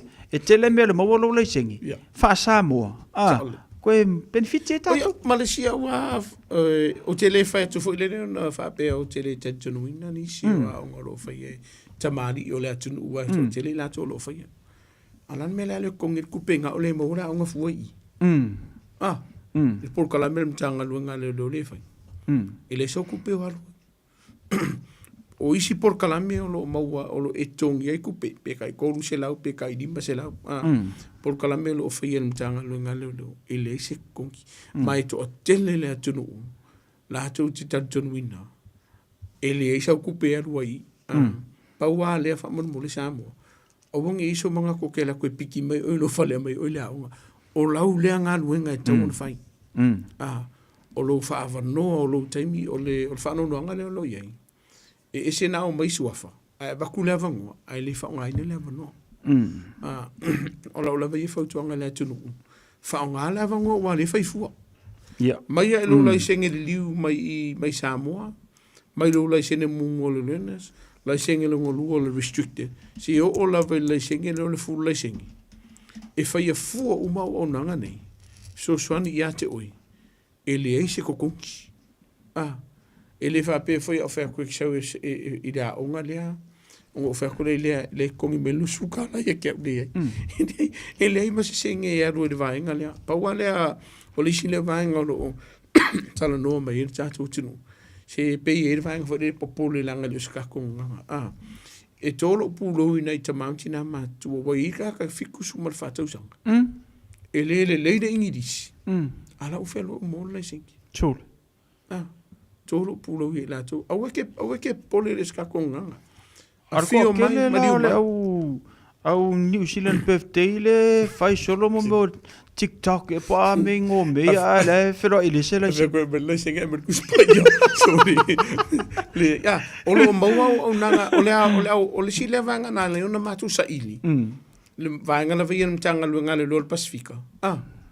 I nei Avanoa ia. I nei so sani tatu tu e mo le fa time mo fa malo. I ona pai ale atua. Te lo kale sia. Le la tu fa nga ine la o nanga le. Ai man kofo. O la o nanga e fa ia fua. Nge ke fu fa no masisi le fa pea la wo le arka se la kala la wo e fa fu yo le e fia manga e fa ru la sengi e te le a lui ko siskanga e ke sawa o ia ke vala o mai ka kala ngoa mai o fa mo ma vaenga mana mia o na ma wo le so so ni mo oi ma wo la sengi le ko mo so sala a mi se la vala la to fu le lo wa mai fu le kula fo fo ye on limas fulu no so le la va ko la sala ava ve molo le singe ona cancel e mo na le so sani mana ya te lo tu mon vaua na mala fai uta te minisi vanga twiste no ita te le ifa ma pe on ta o le te mi wo solo oni se fa fita o di dungo ta to penga te fai langi ona wo fai asi ma fo le sau oni se le atu no fo le upu fa matau i upu tau fa le aga fo le lungo ta to penga te fai langi o la vai fo tuanga sa mo fa fonga le atu no ya to sila le po se fe o tu la fo no ye vai pe a fai wo ini sio vaenga lo e fa mata uina si tastanga te lungo lo penga te fai langi fa mauti no le ia e le ono a fie e malabla ve o tu la fon ono lo tu pul te mine nei le si vaenga fa mon mo le matua e mi se la va lum fana i taimi fo i o le tai au i le au onga ia po taimi fo ua tu wala onga. E o lo ia ini so la to lo tam fai fo le e fa se e pe fa vale ka me ki kongo ka ba. Ka le sia ka mau ku ia ka fola wala lo atino ina le vaing. Fa mo mole a vel fa mo mo le sa onga le mo le fa na. O le si vainga o faisto te lo o na yu tato a inga o misi mai tono o tato la ma mota. A weke fa akali lusu mar fai tu. Tauna vili mtanga lunga le pe a fai te si la fi. Wa ye ni vainga o su ye winga i la to o le o mai le fale le ke media. Nga ku wa la ri poke mkanga lunga le le. Yo na fai lo lunga le fai fo nga lunga mtanga lunga le le. Mo le sa idea na yu tato a inga i o lo o misi mai tono tato fali na o mamota a pe tato fa mo boy ma si vai nga mo mudi fa mo le sa na yu tato to mam tina match tu o lo ye fa fita lu sa wa ino tato to mam tina match tu tono la to wa inga ma fale fenga lu ngolo i vai ngolo no foi a fai ke si la fia se si o lo fai so tu la fo no ne o la fo tu nga fai se nga lu nga so ni mo ila to bilim ka nga lu nga le ne fe so nga pe fai fo so ni mo i lato. Ne fia fisa fa aftai mo le tato no fa auru. Fa mniele to yo fa valo fili mo martuti lo fa wa mo le tato tino. Mnio fo ile tu le tato tino o fenga i malafsa inga mun mulio ne va yaso ina yaso lo to le se tato por kala melas freely. Ono le tato wa fenga fili inga por palo tal tato tino. Fa mniele tu fenga fili inga tato tino pelo Samoa. Mo perfide mo le tua ia mo fo ir tato tino ulon sai.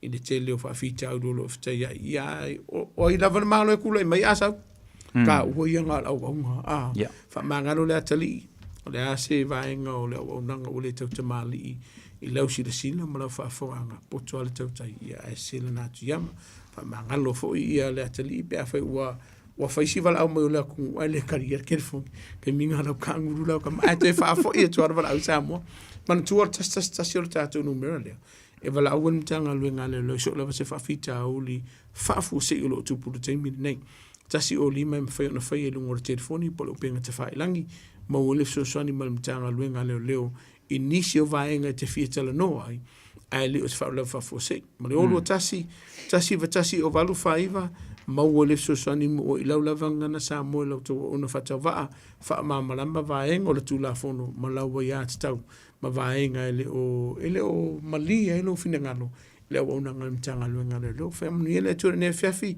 ma wo se malo longa file mo tato o tinu tato tu e filo I lesi do va yaso pe a fai de ka fa sa u si si tunu ya ni tu la fiafi so I fu ma Emanuia Radio Samoa Taslima Ivatolu Ama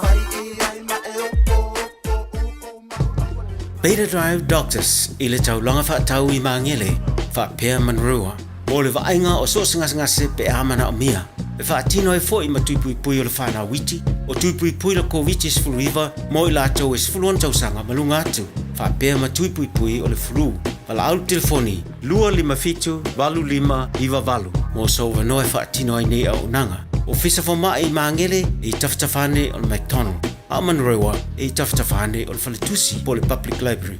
Beta Drive Doctors Clinics. O se tala fia nei Samoa, wei nei se tautua ma se au nanga family noto mai le company o le City Car fua tusi tasi dua lua Lincoln Road Henderson. Te maua iai le tele o tawa la poa band e o foi tatu tawa le laiti. Tadia foi la tau whaale tonu tongi e talafu mo le tatu cashback. Ama tatu lima se lausi aga iatu le lima afe tala. Pe so te mai ulungia Peter Pernanto le numera o lua tasi o walewalu fitulua. Pe amana mia se tawa le fau molo ainga I le tau malulu. City Car .nz. Aua nei misi a whasala laua tu sa o lau Radio Samoa. O tawalu manga o lau whainga palota I Samoa I le aso whareile. Lua sifurmana iwa o kuso mai le itu lai lua I le auli. O le a whaafofonga I le au ili natu. O I unga o I tu malo palota. Masui tau vātai tasi. O mawhai o nau I natu le nei au au nanga. O na o le lango mai le Enterprise Motor Group I Manukau. A to ai ma le fesoso ani a le Arrow Memorials. Manuia lau whainga filifilinga Samoa. Tasilima Ivatolu Amo Radio Samoa.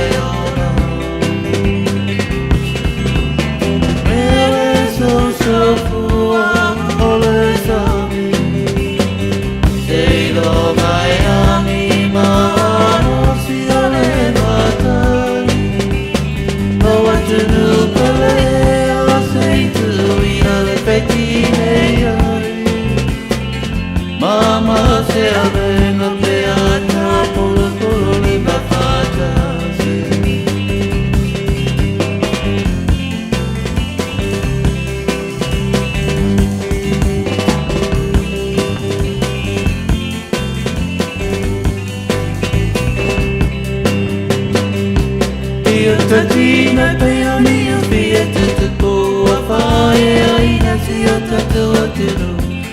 Wale tu o no ina ne o whole tupu o tupu.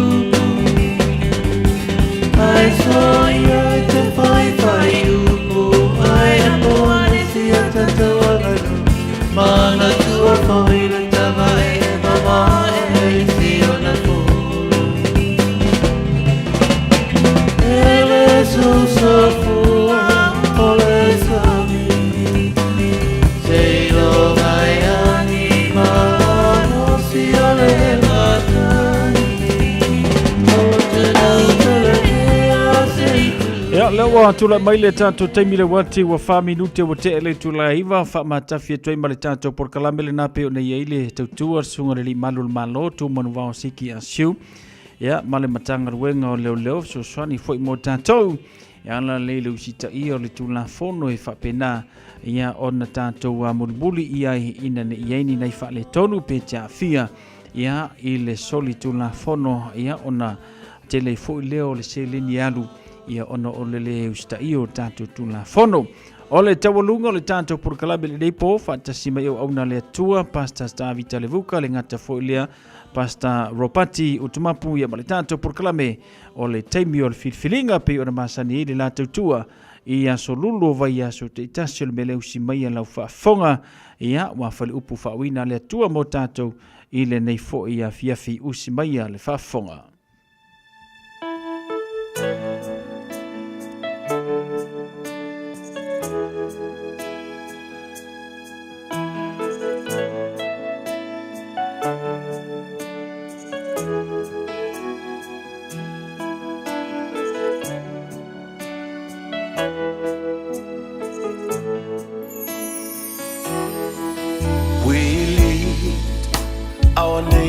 Unto you, Lord, let your glory fill this land. It's your desire, onward come into the knowledge of your love.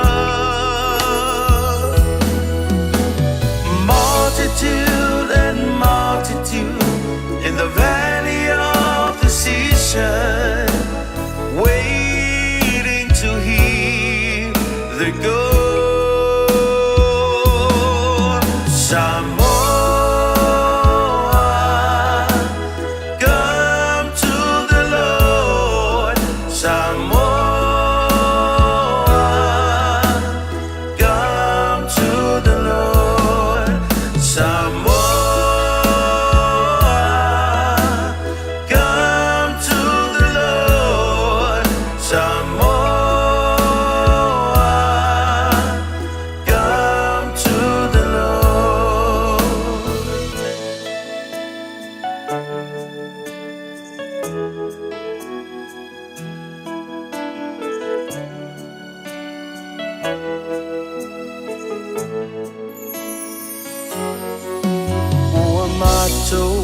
Si atu lele atu nu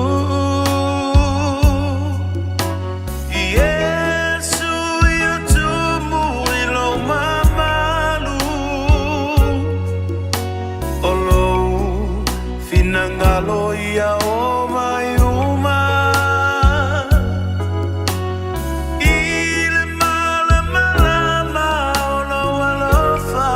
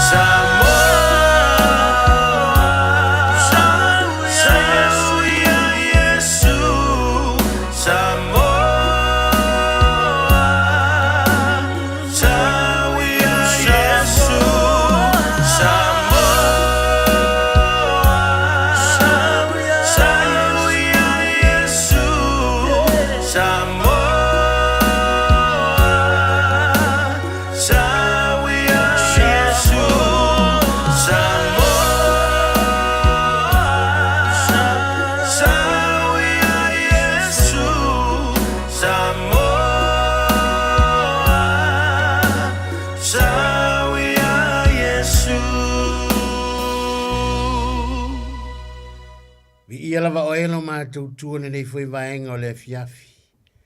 Mātou whaftai atu i ate o ele atua mai le tai au. Ia se ia o mai lava i le nei foi vaenga o le tu la fiafi.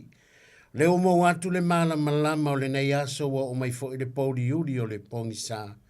Mātou whaftai le atua mau pero la tulu i mau le malos. Mātou whaftai atu i lau wha malolonga. Mātou whaftai atu lo mātou tōne ne fwe fiafi toi maole nei awa noa tā ua. Le atua mai le nā fwoi vai aso se ia o mai le nei fwoi asolulu le atua. Mo le toi whaawina o le nei polo kalami lunga le upenga te whai langi ua whai ngoina. O le taimi o le whiriwhiringa. Mātou whaftai atu le atua i lau whaolatanga, whaftai lau upu, whaftai ona o awa noa le lei le atua o lo mātou maua o lo mātou whaalongo longo ai.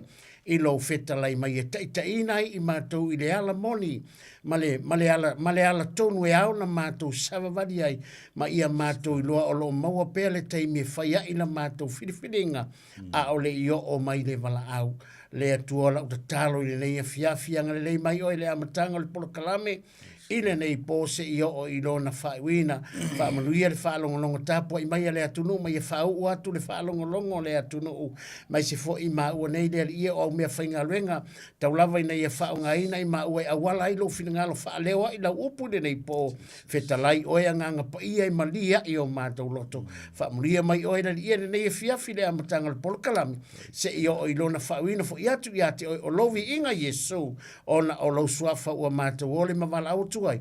Amene. Ma amene. Ia, Samoa, ia, vi ia lea tua nei fu e fiafi.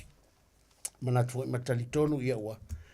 Ma ia fo i tau mafutanga ma le tali ngā sua le fiafi ia ua. Ma ta fo i ona. Afu rei afu ma. Sao nino le afai fo i le mana longa le nei po. Ia, vi ia lea tua nei fu e fiafi le fo toi maule nei ava noa. Ia, tātou te toi feilo e ilunga le upenga te whailangi. Ia, awale upu tau longo le atua, langa o le tala tu spa ia tupu le whātua le tau longo. Ba wale o le awale kupa ilo whātua ma lo whātua ma lo tātou whātua o le tau longo lea o le upu o le atua, ia vi ia le atua le nei fo i la fiafi. O mwhai ona tātou toi whailoa e fiafia voi lai toi whaatalofa ma wholo whātu, i le pa ia lasi si o tātou atunu, i tupu mai o le atunu. Ia o le au whai uta ma le au whai tofa, maunga te tele se ia pa ia lava se o au pito i titi ia so i fomanu ia malo fo le tau a tai sa moa vi ia le li nei fiafi whaatalo whatu i au nane atua mautou whalitua so se tovine ia maso se vaenga le lanorangi o mai moma ia nei polo kalame ia fia fo i mau man whaifi au nei sunga i aropati ma te whaatalofa ia so i fomanu ia malo fo i le langi mama malo fo i le langi matafi vi e Yesu whaatalofa fo i nei matua matatua vai fo na maua mal tātou por kalame nei fiafi ia malo whaftai te talo i le ngata fo i lea malo le tamole tāpua inga ngata fo i lea ia o paanga masani an por kalame ia fia hoi whaatalofa mau wholo whatu nei fo i vaenga o lea fiafi ia manatu matari tonu ia i lea ia se isi mea o ngai ke fia ke whanongolongai wa e fia mau se kala mele paloka ia ai o sai a le manga i o ngi vaenga o lea fiafi mau lea mano tātou te whanongolongai le upo lea tua e whaamawhana whanatu i lo noto whaamawhana whanga i o kako loko ma kako kakalo pia i lea ri ia maua le file mo si o tātou atunu talo i le atua e au mai ai le atua o le kari ai o le kari mai le ari whaafitaila e le atua le nei fiafi maua le nei awa noa tātou te whaalongolongo i fo i le upo le atua le suri o tātou vai ma le mana malama i o tātou wala whatalofa rutunga e sau tātou mafuta fo i le nei a fiafi i le suafa manu malo o Yesu Keriso vi e Yesu tuatu sunga i alopati mo le amtaina o le tātou por kalame nei fiafi whaafitai praise God ia le atua. Haleluia. O le te alofa whapitoa ia mo i lātou e māsani lunga o le polkalami. Amen. Wai leo tangata uma o i lunga ia a o toula vai māsani o na tau whaafonga mai e a watu le nganga o le whaafitai ma le whaamālolo o tau whaawanoa ina o tau taimi tau te whaafonga i le upu o le atua e ala i se maua so soani ma le tutu musu atu o le afionga pa ia le atua. Amen. Taupu le tusi o luka, taupu sifuru ma le lua, le a tātou tala noa ai. I nei vaenga i pe ona, ma nei e le afionga le atua, tātou whasoa i le nei pō. Whai upo torsu ma le tasi o le taupu sifuru ma le lua o le luka, ia o tau sa ili lona malo. Ona whaau popoina i lea o ia mea i ate o tau. Se torus furu ma le lua. Au e te fefe. Ia. O e le lafu ma moi titie. A wā ua fina ngalo lo o tau tama. E fōa i mai le malo i ate o tau. Manai ai o le fionga le atua. Koe mai le toru tasi. A ia o tau sa ili le malo. Le malo. Sa ili le malo. Ai fai mai le toru lua. Aua e te fefe o e le lafu ma moi titi. Aua ua fina ngalo lo o tau tama. E fōa i mai.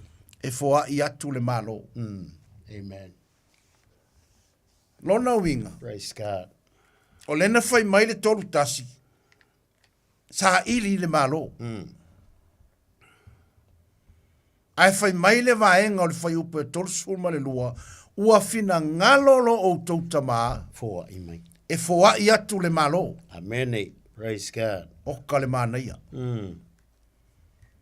Fai mai e sa ili.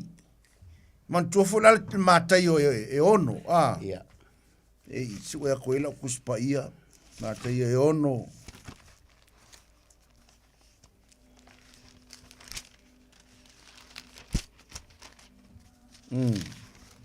Fai upo e tolu sun ma le tolu. Amen. A ia au tau muai sa ili le malo ma lana mi o tonu. Ona wha popoina atu lea o ia mea uma i ate o tau. Amen. Whamai a ia o tau muai sa ili. Whai upuna e tolu suma le tolu o le matai o e ono. A le tala noa mai i le Lukas furma le lua. Tolu suma le tasi. Whamai a ia o tau sa ili lona malo. A le tala Isaia le perfeta. Mai o tau sa ili atu. Mama nu o maua. Amen. Sa ili manu o maua. Praise God.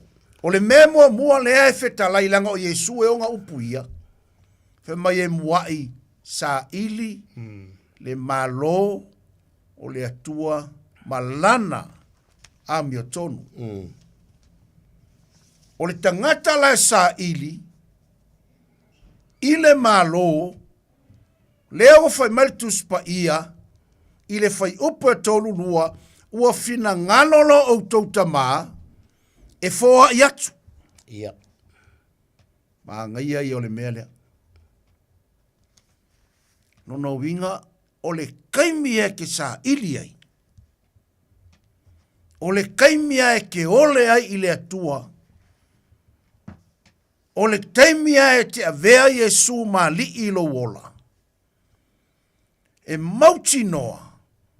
Ua sa uni fo i lo tātou ta mā o le langi. E foa i mai le malo. O le upomoni. A e lesa idi. E ke le maua. Amen. Fe mai Yesu sa ili maua. Koi. Ko inga mai. Wala au pe ole atu foa ina. Amen. O le maa ngai ala o le upu le pōlingi. O le saidi. Praise God. O le fesidi. O ai ngai ke saidia. O le afo i le mea lai ke saidia e kaimingi. Yeah. Tā tau tā mō tangata lolotu umu.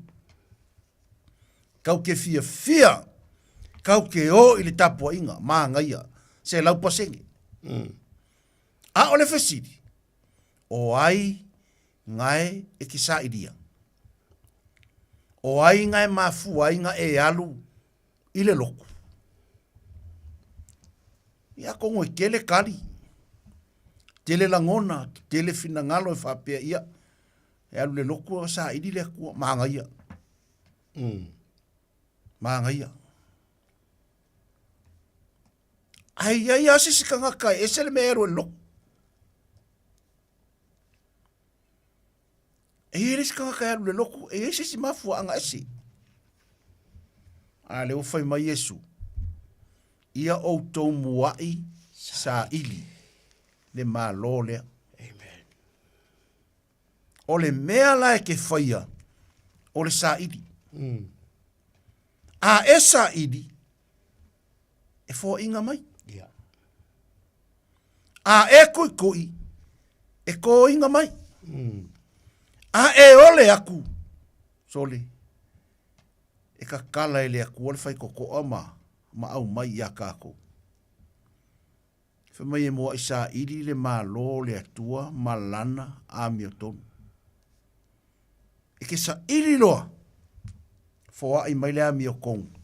Foa i mai le malo. Pasta. Yeah. O le maangai o le melea. Yeah.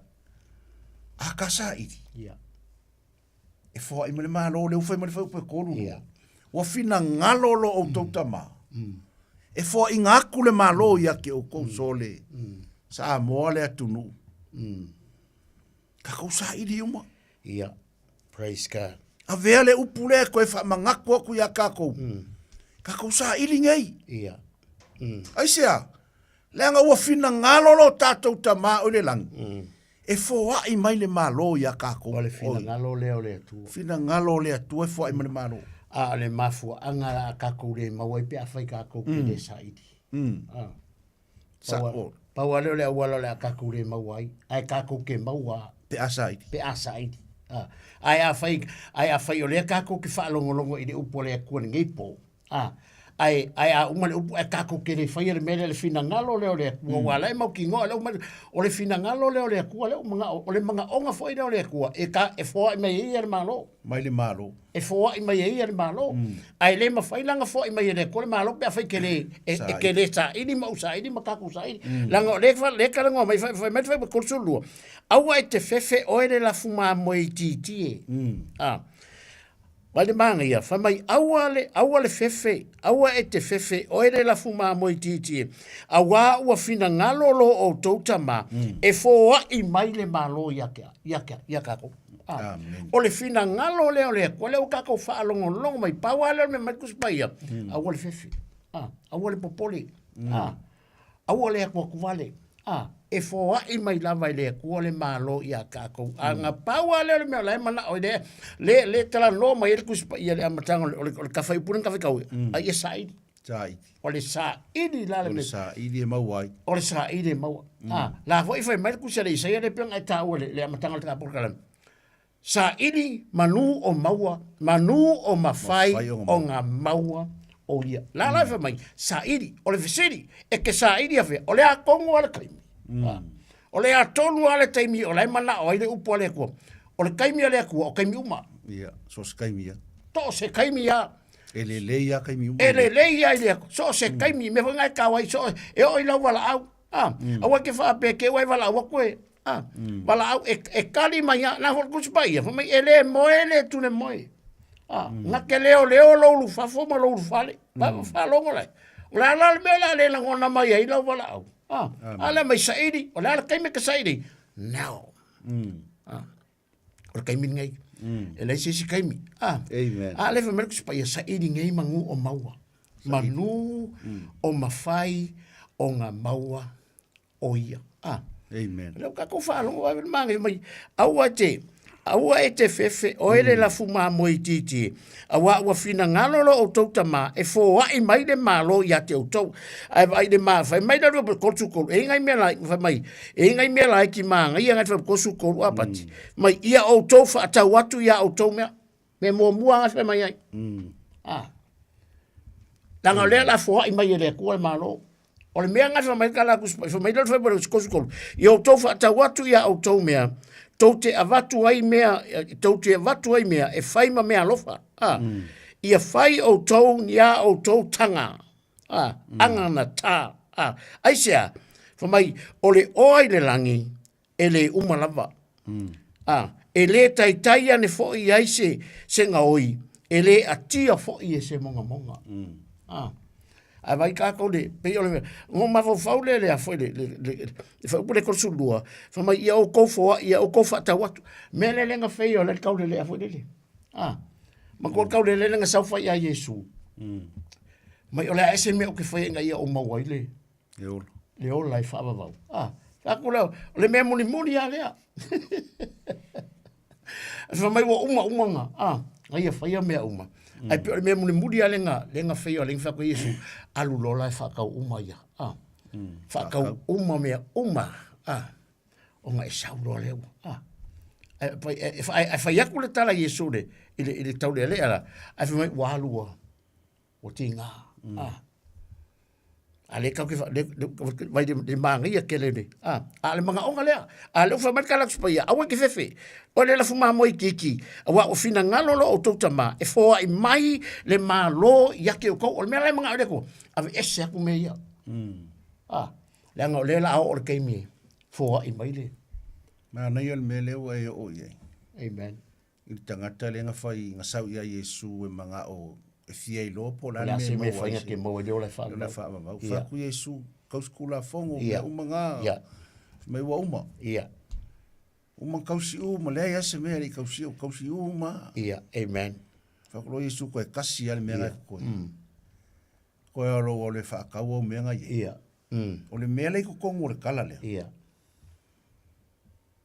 kala kuspa ia fa me o le me yelo o ko oa e ye ma le loko e ye o ko loko o le mela le kupu i ka malole le ngaru ya Yesu fa ko Yesu a lo le fa ka wo me lai manga ke le nga ka ma ai a uma fa ka a le ku fa i ka nga ka ma ia makiwa o le fa fi ka uri le ka malo ele me fainga e lo fa yanga o le ki ola fa mai kala kuspa ia o le me ye le o o la ia fo i male loko ye le loko amen praise God so o le fa ke kenga le o ka ko o le fai ke kenga lea mo ka koule au whaafonga le pōngi, e o fwoi a maua.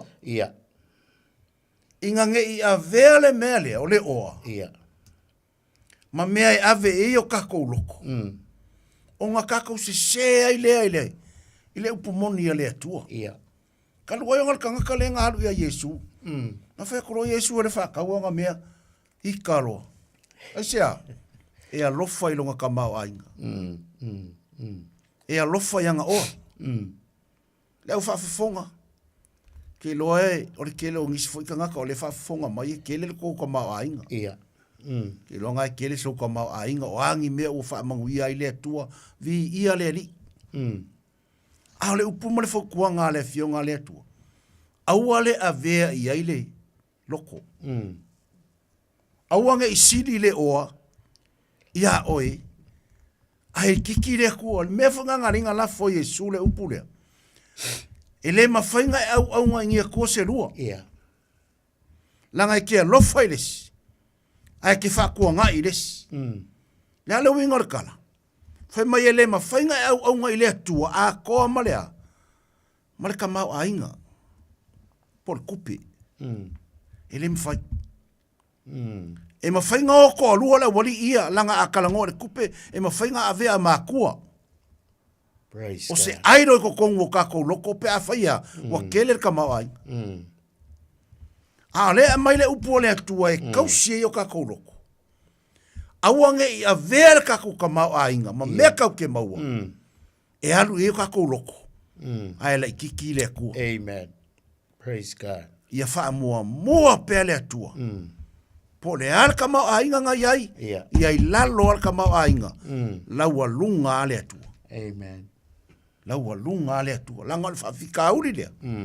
Wa wavenga o mga kua, inga wa sa ngua le whaifia. Amen. Iri ka ngaka le ngā alu e whesiri a Yesu. Na se me whai e maua le ola. Whaavavau.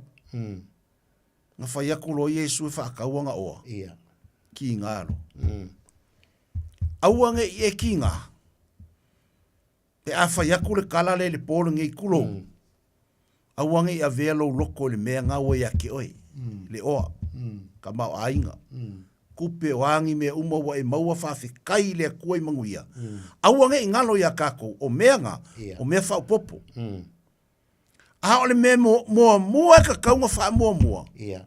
O le kua, o Yesu. Me whaidanga ringa whai mai Yesu, mua i sa ili longa malo. Langa a e maua le malo. E iei le kupu lai le malo. O longa suafa, o Yesu. E ke alu la le malo langa o le malo la i longa kupu. So se malo e iei le kupu. Amen. E iei longa kupu. Alele whai mai. Sa iri mua le malo nga. O lo maua le malo, whai mai la kuspa ia, e ke maua ma le amia kongu. E a lainga manguia me ke whaia. Pe a whai o oe o le kangaka. Praise God. Ua e maua le malo le atua. E ke ola le amia kongu. Fien kangaka ua. Wa whaasapa sui le ola lai ola i kaimingi. Le aise amia kongu. Sa mo ae le atu nuu. Ka lo whai a ka kou kaimingi. Wa ka kou kilo kua le aise amia kongu. Amene. E leo whai aku la ukala wha pe o ke wha e ku au se piko le ai. O leo ke kilo le mea leo ke wa ai i ai. O le mea leo ke wha longo ai i aso uma o le savaringa. Amen. O le aise amia kongu. Amen. O le fesiri aise a. E le o ola le malo le ko kongu ya kako. Yes. Whawhikai le loku, ngai ke loku ai. Whawhikai le kapua, inga ngai ke kapua ai. Ale fesiri. O e maua le malo le aku. Amen. O e sa ili mua le malo le whai mai, e sa ili mua. Yeah. Langa wakako wofa mua isi me sa ili. Yeah. A wakako le sa ili mua le malo la ye Yesu. Yeah. Langa a kako maua le malo, wakako maua Yesu, o e o le kupu le malo, sau o le ngale me ka o le amio kongu. Amen. Sa mua kako ka kalo inga ia, so i fua lo kako wakungu o le amio kongu o le atua. Praise God. Langa o le mako ka kalo le au whainga luenga, ia manguia lo kako wakungu.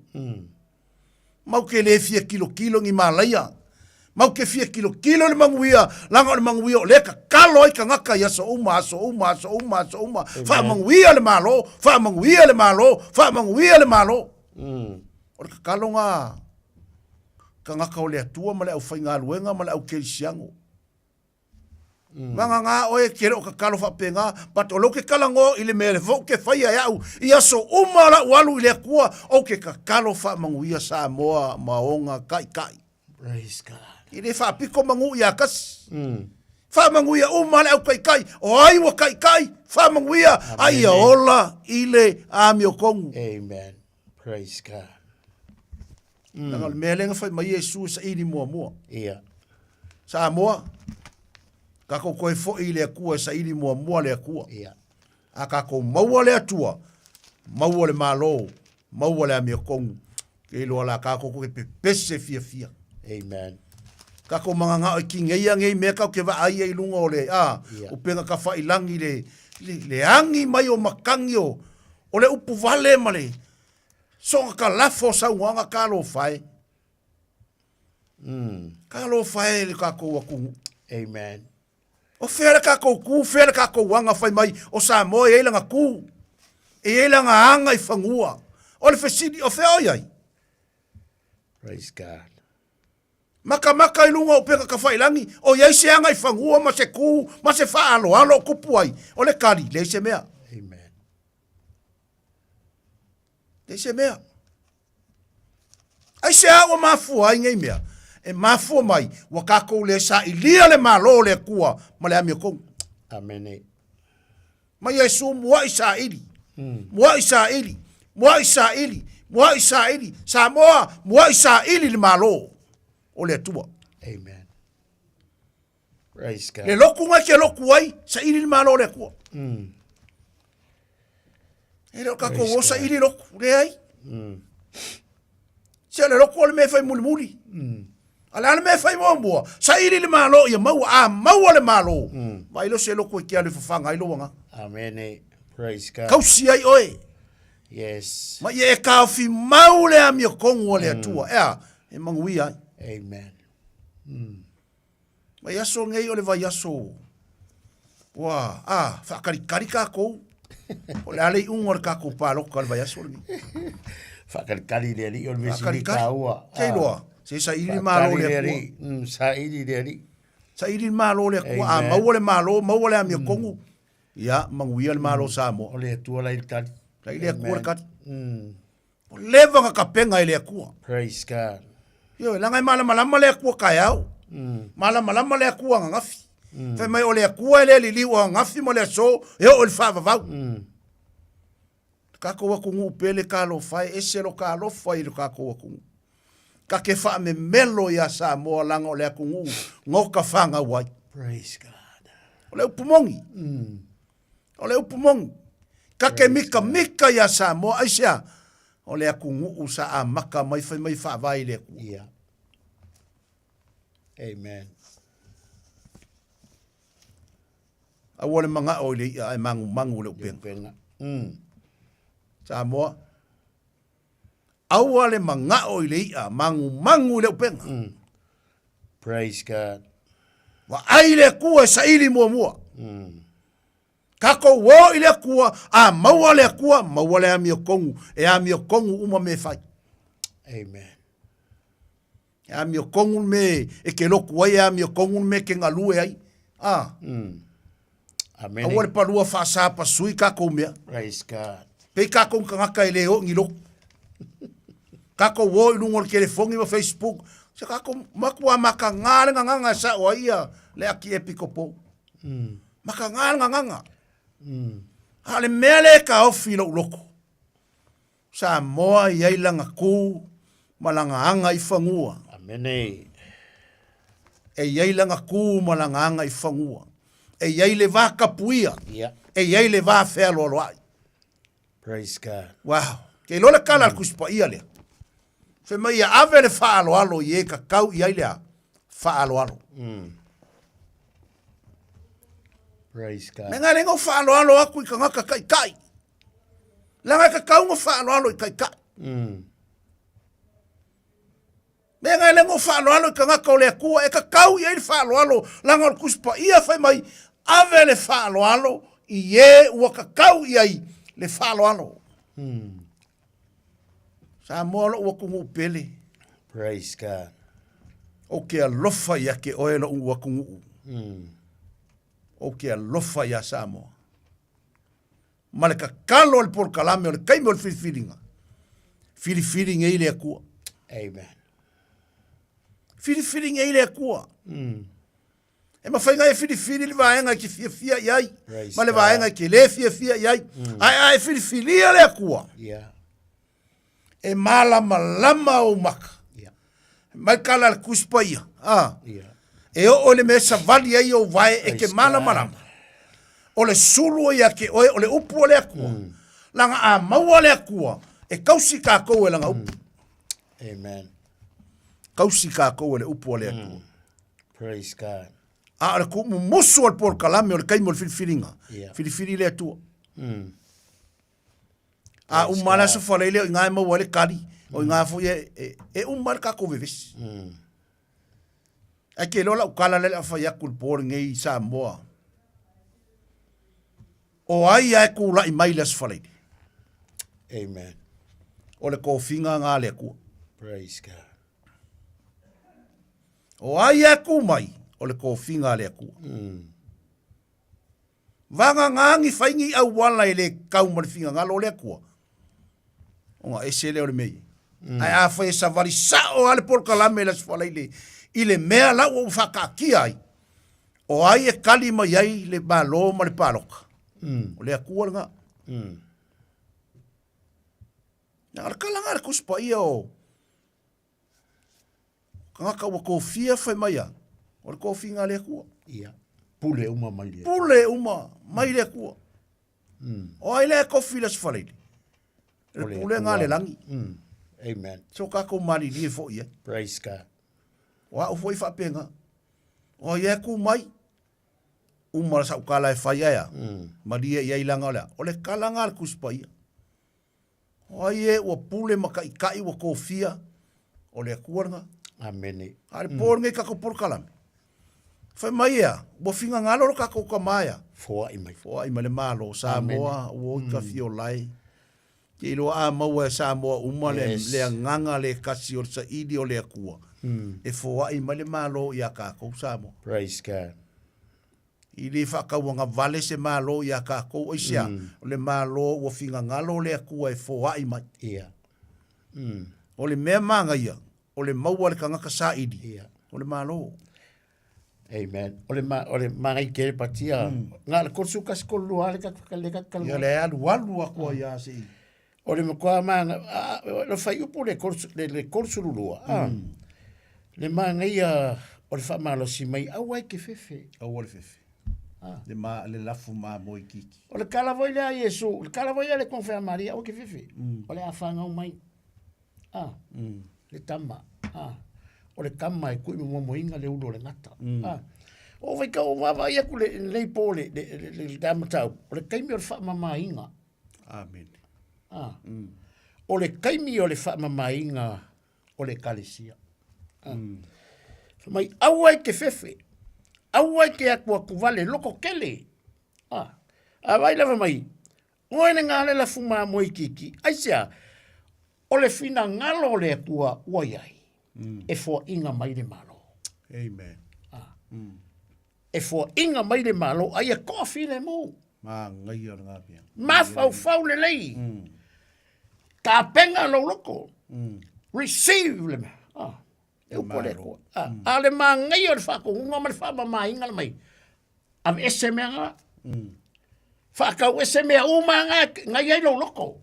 Langa ale am ese o le olea. O le mei eide oa, e iai ma lo loko. O le manga onga la o le kua, ave ese le oa lea langa o lai ai i lo loko. O le loko o e le ka oko le mena iai, o le oa oe o le ka oko i le mea la iai lo loko. O le manga onga la le whama ma inga ngai po, ave ese mea ia. E le ma whainga langa o le finga, langa ua fina ngalo le kua. O longa malo o le afo inga mai. Amen. Ai vai la le makau kia. Mai au kou whakau aku. Tau te avatu ai mea, e whaima mea lofa. Koe whai mai, ia o tau whaini a o tau tanga ana ngata. E le ma whainga e ngai o i le mea lea, pe a whai e le ma whainga remove le mea lea. E le ma whainga a le whakaua mea le mga o le kua ave e se whama maa mai ka kou mea lea. Le nga ki ngā e te kau lea lea nga whai a Yesu. Ma Yesu, alu lola, a whai wa umanga e whai a umanga mea umanga. Alu lola e whakau o mea umanga ia ke oi, ale whakau ese. Nga avele iau laika ka maki, a whamaile ka lalu kuspaia, walu ese raka le, ai ngalu ese le anga ngalu ese ki ngā. Amen. Marka lalu kuspaia kusa kenese. Ua wa ai Sara, ua wa ai aku Sara ia, ia i le kama a kara, whai meida i le kala Sara, teminga wa ai ai maka o Sara, ia i le kama a kara, o Isamaeli, whai mei wa piki mai ngā, ngai loa kule, le makau, le me kau o le kawemu. Le me kau o le kawemu. Kei loa o mea ngā lai mga o le koe wha mamamai, le ngā o le ala mai de malo. Famai lo mal kala sala ia apela amu kuli ese akala. Kuli ese akala malanga kama. Isamaeli. Langa le kau fa kasia Isamaeli ma Isako. Le voi le fa me le ka ko fa lo ma yo ko fa o mea o male ka ko ke. Lai pele yo ka ko loko. Mai lo kala kuspa ia. Ave ese. Me foi ngā langa, o le mga onga foi ngā kakoa vai le makau kia. Kasi ala kari o apelamo. Kasi ala kari anga kaua ngau foi. Ai ngā au mai anga whangau a isa ako. Ai whangau mai isa ako, ai koe mga au mai de akua. Au mai. Kofo a kako e le akua. Ai whamarikala lea, whamarikala kuspai, whamarikala ai foi ia, a sala ia apelamo. Apelamo. kuli e selva finga lea. Kuli e selva finga lea langa e le ku whakasia. Le pongi sama le malama. E le ku whakasia le kingo male. Male anganga. Vai lea ka kou le kau kia mo ka kai ola le kingo. Le kau lea. Ma Yesu alu la whakau uma. Langa o le me iai lau oa iai malou. Malou loko. Au mangao Yesu e wha mamā mai ka kou. Ai mai au ai ke fefe oile la fuma mo kiki. E ui ainga la kiki e whakau waska mai mea. Ai vai fa mai vai de malo ke re ai fo inga mai mea la kiki. Amen. Pe ama malo loko. Amen. Pe a eu sky. Pe a ka kou wha longo i de upu. O nga ka kou wa aia lei me ke kele ma me ma kau kia me ka kou kele i wa ai mo ia. O mea e whaia le upu. Mga o le kua ka kou ke kari kongu le upu. O nga kango le o le kua e whai mea ke kele. E o ai mea kele i wa ai ai o kele i wa ai ai. E wha kilo i ai ka kou. O ngā mea uma. E le whai ai se si e whai le upu. Ma ua leo le mea o le wha mamainga. Le ka ko fa longa ko ele ma fai foi nga yo ni kanga anga ngata ele ma fai nga sa ili pe a fai ele ma fai nga fa ka nga ese ma fa ma mai oi me ia o me o manga oi de ko manga ole ko de ngu ye ya ola le ngu le olanga mama ya ola le ma loi de olanga mama fa mama le ngu fa mama le ku ngu fa mama le ma lo ma de sala Aisha, langa o leo le a fo inga. Langa ua finga ngalo iai le atua. Vai le manga ia. Amen. Ua finga ngalo le atua e fo ai mai de malo. A le manga onga o le kua ia wha mama mai de malo ma mea ia. Wha mama mai de loko leanga. Wha mama mai de loko palapala. Wha mama mai de kau mui mui. Wha mama mai de whingo ingoai. Me ngalo mga oi le upu. A ka kou si kai na le upo le kua. O ka kou wa aia lea o mea ka kou kene iwa aia mo iai. O mai ala kupongi ngewa. O mai. E o mai ka kou anga pongi ka kou sa ini. O ai ngai loa. O ai ngai loa leo peke wa sala mo le kua le malai nga kuinga mai e. E malai ai ka kou. A le nga wa aia ia ngewa. Mai o le malai nga whaalongo o kalangoa mai ei le upu. Mai e le whaia se mekas. Le i oma se mekas. Ma ngai o lea, o le usikai. Amen. Samoa. Pia kalangoa kul whewhiau. Kako, kui malu. O whaiva. Kako kapua ia. Le saidi nga malo le kako aku. Wa leva ngai doi le kua le whainga malo e kula i mai. O le wha malo si ni ngai po. Keu lau loko. Aisha, langa o ngai kilo i ai le atua. O ngai fidi mai ai le kua langa fidi mai e fidi le kangaka i longa poko malonga malama malonga malosi. Ma le kelo le o ma le tamao ai a o le kua e kasi ale me kilo i ai le atua. Ma fai mai i ai langa fidi nga o le loto.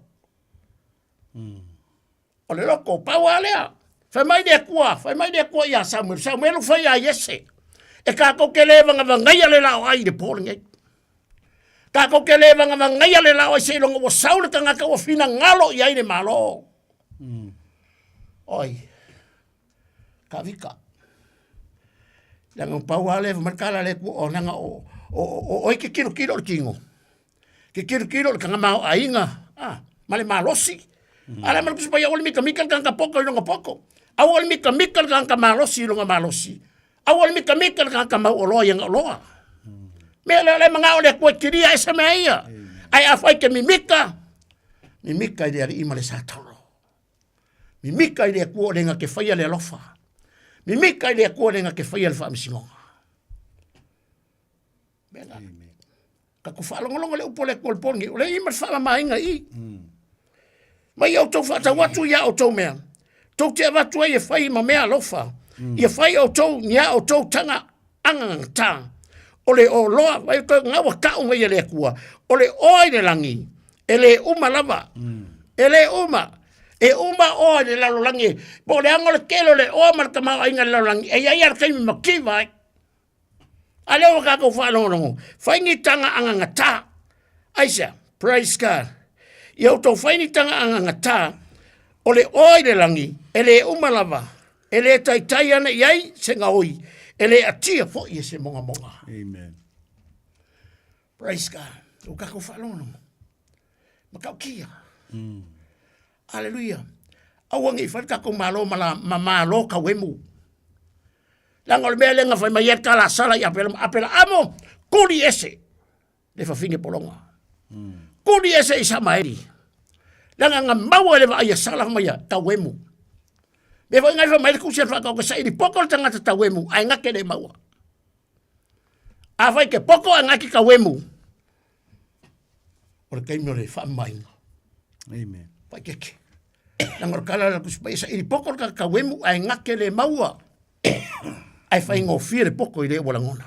Amen. Val fai sa mai for sa mo mo ta vita.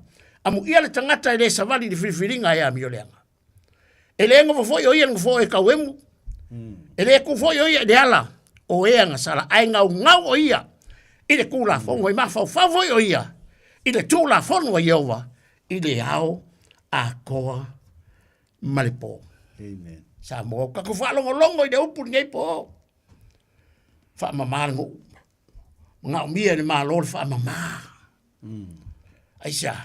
Langa ole fina ngalo. Ua fina ngalo le ku.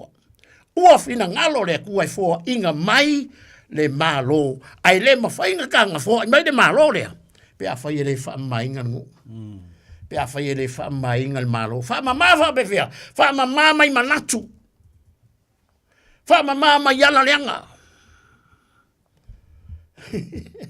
Amen. Ka wanga le upole tu nei po. Mga umia ka kaule. Fa mama ina. Ma ngia fa kusukasi. A ia o kosa idi. A ia o kosa idi. Menga wo fainga ka inga ka kosa idi. Ka kosa idi le ma lolea. Lango la ka ko kirkiro ide o langa lai pele le o yo ka ko loko. Menga merkus pa o me yed ka ko o. E yo ka ko loko. Me foi ka ko loko. E yo ka ko o. O le me yed loko. E yai malau o. O le me yed o. E yai malau loko. A le me la ngai manga ide ku a ese mo me le. A ese. Menga fa merkala kala asala ia apelamu e fa mai merkala ku spoia po kinga apelamu. Pa wala le menga mawa ia isa mai dinga le. Ngale ngangar kinga. Ngale ngangar kingo. La ngor kako kawe le fa kingo. Ah. Or kako kawe fa le nganga. Ia se si kadiem e malia i kako loko. La nga kango le kue e fai mea umanga ke manga i paka ko si kai de upole ku kako sa loko le. Sa loko le kai kai le malo. Sa loko le malo. Sa loko ka umo le malo. Pe a fai kako kia kako ke usi kai e tusa male upu ale tua pasta. Praise God. Ia leri. Thank you, Jesus. E mana ia le upu le tu tonu i. Hallelujah. I on ta ua le whawhengai. Fe mai ia whai o toni tanga e angangata. I tala no le tanga pe o se me ku o se me ko kong. Ia. Fe mai le fai se kanga e angangata. E fai kanga le anga. E fai kanga fa le kong. Fai kanga le anga. O le la tala no i o tatou loto. Ia. Ia whai o kako loko. Ia. Mani loto e pei o le tanga e angangata. E whainga kanga ofia ku i se meleanga. Yes. Langa o le loko fai marikala le kuspaia. Ia sili nga leo leo. Ngai lo le leo leo inga o mea uma. Amene. Lea lai fai mai Yesu. Fai se kanga makua whainga kanga leanga. Whainga kanga nga ofia ku i se meleanga. Aisia langa e angangata. Whape ngau kako loko sa moa. Yes. Amanguia o kako loko. Fai mai le kuspaia. Praise God. E le kai i eise ngoi. Ia. E le atia fo i se monga. Aisia. Langa o meo le langi. Kala ngoi le loto o meo le langi. Amen. O mea e ku ko kongo le loko, Praise o le God. oloa o le langi. Fai mai la kala Yesu, e le kai e se nga oi e sea, Yes. langa lai kava e le toto Yeah. Yesu, le loto. Praise God. Fai mai e le akia fo e se monga monga, e le ai se monga monga, e ngofo a oso e le loko, o le loko laia, e anga ngata. Amen. O le loto e makua fosi mau, Praise God. e makua anga ngata e whainga kanga le anga. Hallelujah. Nanga o le loko o le me ole ole, e wha ole ole. Yeah. Kalanga al kuspa ia. Praise Mai God. o le loko o le me piko i siri o nga wha ole ole. Yeah. Ai kei lo pe a ku ule loto le tangata ia Yesu. Yeah. A o langa kango mai Yesu i o kako loto. Yeah. O nga whainga kālea. O nga sākia o kako loto. Yes. Ke lo me whainga o whinga le anga le loko. E le o leo leo inga. Leo ina. Ke kala kuspa ia. Siri o leo inga o kakolo. Mai e siri nga leo leo. Praise God. O kako loko la. O lai after i eriki Apollo. Ai sea. O le kaimia e le leo ai. E le leo inga ai o kako loko. Yeah. O ngā le ku pori whale kong. A kaukala mai lo le kulo. E kaukala mai makua ke le al whale kong o sia. O whale kong le loko. Praise God. O whale kong le loko. Praise God. Ai a ola le tangata. So i fua le tangata. Leo whale leile loto. Amen. Praise God. Mai leo lau tuspa ia. E le taitaia i aisenga oi. Yeah. E le atia fo i se monga monga. Aisea. O le loto lae leo e le atua. Amen. Lae leo Yesu. Le loto.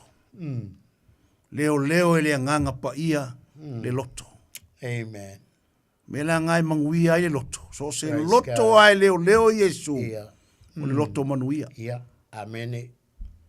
E le anga kaukala kanga kauma ai kaukala le loko le lei e manguia. E tau al tangata e leo Yeah. wha le lei longa loko Yeah. e kalangoa mai, ai le manguia, e kalangoa mai le wha mawalalo. Amen. Ai hare kanga kai ke le mawalunga le loko. Ia i lo fo ianga kala. Praise God. E i lo hare kalangoa. Sa moa. Amen. Fai oi mwha manuianga i sisi tangata. Yeah. Fai oi mwha manuianga i sisi tangata sa moa. Au e whaafonga mai le nei pō. O ani tūlanga o iai. Whake a ngā mea aia. Kako wo ia Yesu e mangu iai. Ave ese ngā mea wai. Lesi kako me mawai aia. Kako wo ili a kua e mauar kako mangu ia. Leo fai mariku spaya. O fina ngalo lo tātou tama. E fua i male malo. E ke manga o le malo lea. Yeah. Le fisili nā le polo kalame. E ke fia manga o le malo ngā le poni. Amen. A fai te fia mana o le malo le tua. Praise God. Leo fai atu ate oi. A vea nei Yesu mali i awe. Thank you, Lord. A vea nei Yesu ma faola i lo loto. Yes. E ke mangui ai. Praise E God. ke o i le ola le whaavavau. Praise I le malo le fai mai o fo ai mai e Thank le you, atua. Jesus. O le mea manga i e le upu fai mai.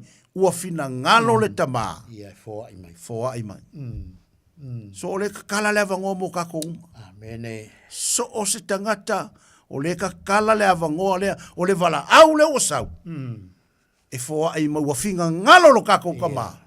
Fo ai mai le malo. O le afari tatou te talo. Amen. Ma na yelo fata i tai mai e.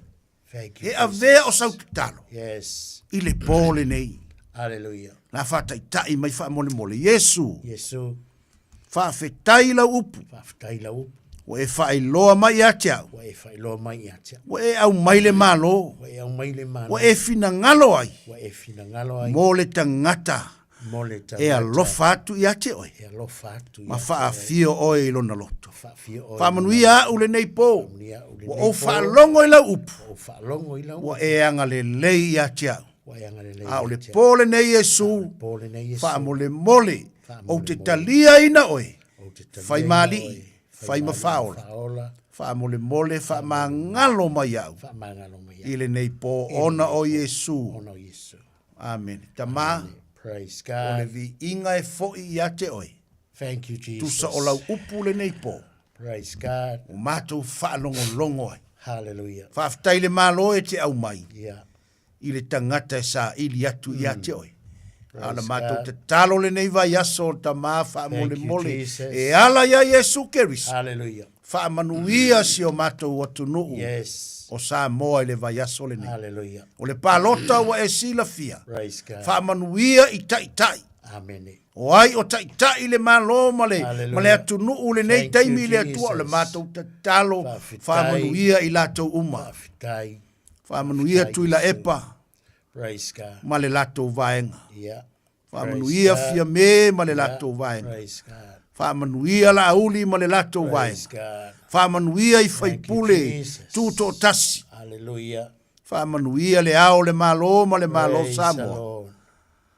Tali mai le langi le nei vai aso whawhitai mātou Praise iloa. God. Wa e tā pena. Ao le vi inga e fo'i I ate oi. Thank you, Jesus. Ia I loa tangata Samoa. Praise God. O oe au mai ai le malo e manuia. Thank you, Lord. O le malo e olai. O le malo e maua ai le alofa o la uafi. Whawhitai lau upu. Whamanuia I a sau. Whamanuia I la tau o whafonga mai lunga le Paul Kalami. Thank you, Jesus. Talo whamangalo I maua. Au na whatau waa. Umana ngā luenga. Vi inga e fo I atu I ate o. Hallelujah. E sui lau suafa. Thank you, Lord. O mātou wole. Matatalo atu Thank ai. you, Jesus. Amen. Amen. Amen. Praise God. Ia Samoa, o le tātou pulkalame le nā I le nei a fiafi. Manatu fau whaideu po le tua, ma whaamurianga I o tō whina ngalo. Ia e mese fo I o mātou loto I le nei fiafi. Anga le nei atu le atua Samoa, le nei fo I weekend, whai ngā pāloka, man whiwhiringa, a le atu no, ia whirifili whaatasi ma le atua. Ia iai le file mu, Iai le nganga file mo le atua, wha mamawina fo I Samoa, wha lawe lawe wha le natura, a ia maua le file mo e tapua iai, ina ia maua se tali fia o le whainga whiriwhiringa, a ia tele sevi inga o le atua Samoa. Manuia tele to whanga lipo, lo wha for sponsor por kalame sunga ia Andrew, ia tua ia Jane, ia alofa tele atu, o no le swafa Yesu, ma le tatu por kalame lipo, wha to wha fo I wha soifuina le sunga ia sau neve, o no le swafa Yesu. Amen. Yeah. Praise God.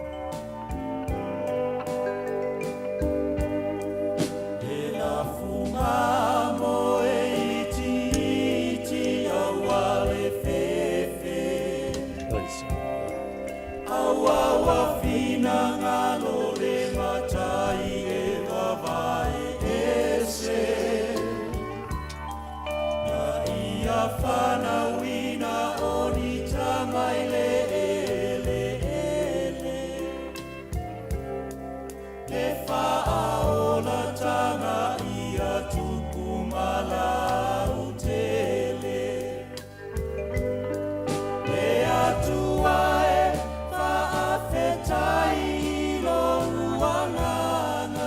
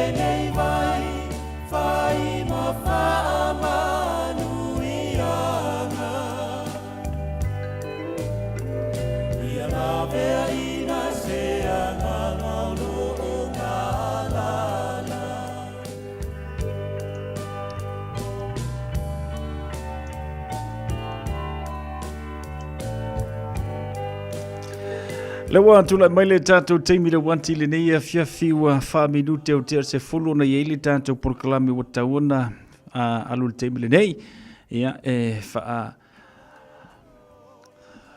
ma vai atoi foi le tātou tenu le nei a fiafi na ua fa matafi le tautua na ua una fa fiangainga pasta Tavita le vuka le ngata folea pasta Ropati utumapuma le tātou proklami tawalunga i le nei a fiafi o le teimi o le filfilinga ta ua lava foi le iu sini teimi e tātou te whanongolongo a ima whafonga ia i le upu whaawina le tua e te wala mai an au na whailea o se vai malu ia e totoi o tātou loto mo tātou anganga ina ia whaamalosia i pia tātou ne vai teimi ia o whaisi tele o mau whaafita uli ufitai ia i mai tātou ia e a tātou wola masoi fua le upu o le tua tasi le nā vaenga e whaapena o na whaamalo sia i lava tātou.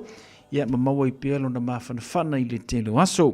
Tātou proklame le nā nevanga le fiafi, manuia malolongo le neipo, manuia fo i whea au mga ruenga. Ia o le ala uso le tātou tenu i le aso a tai au tātou whiloai i le lofa maleanga le lei o le tua.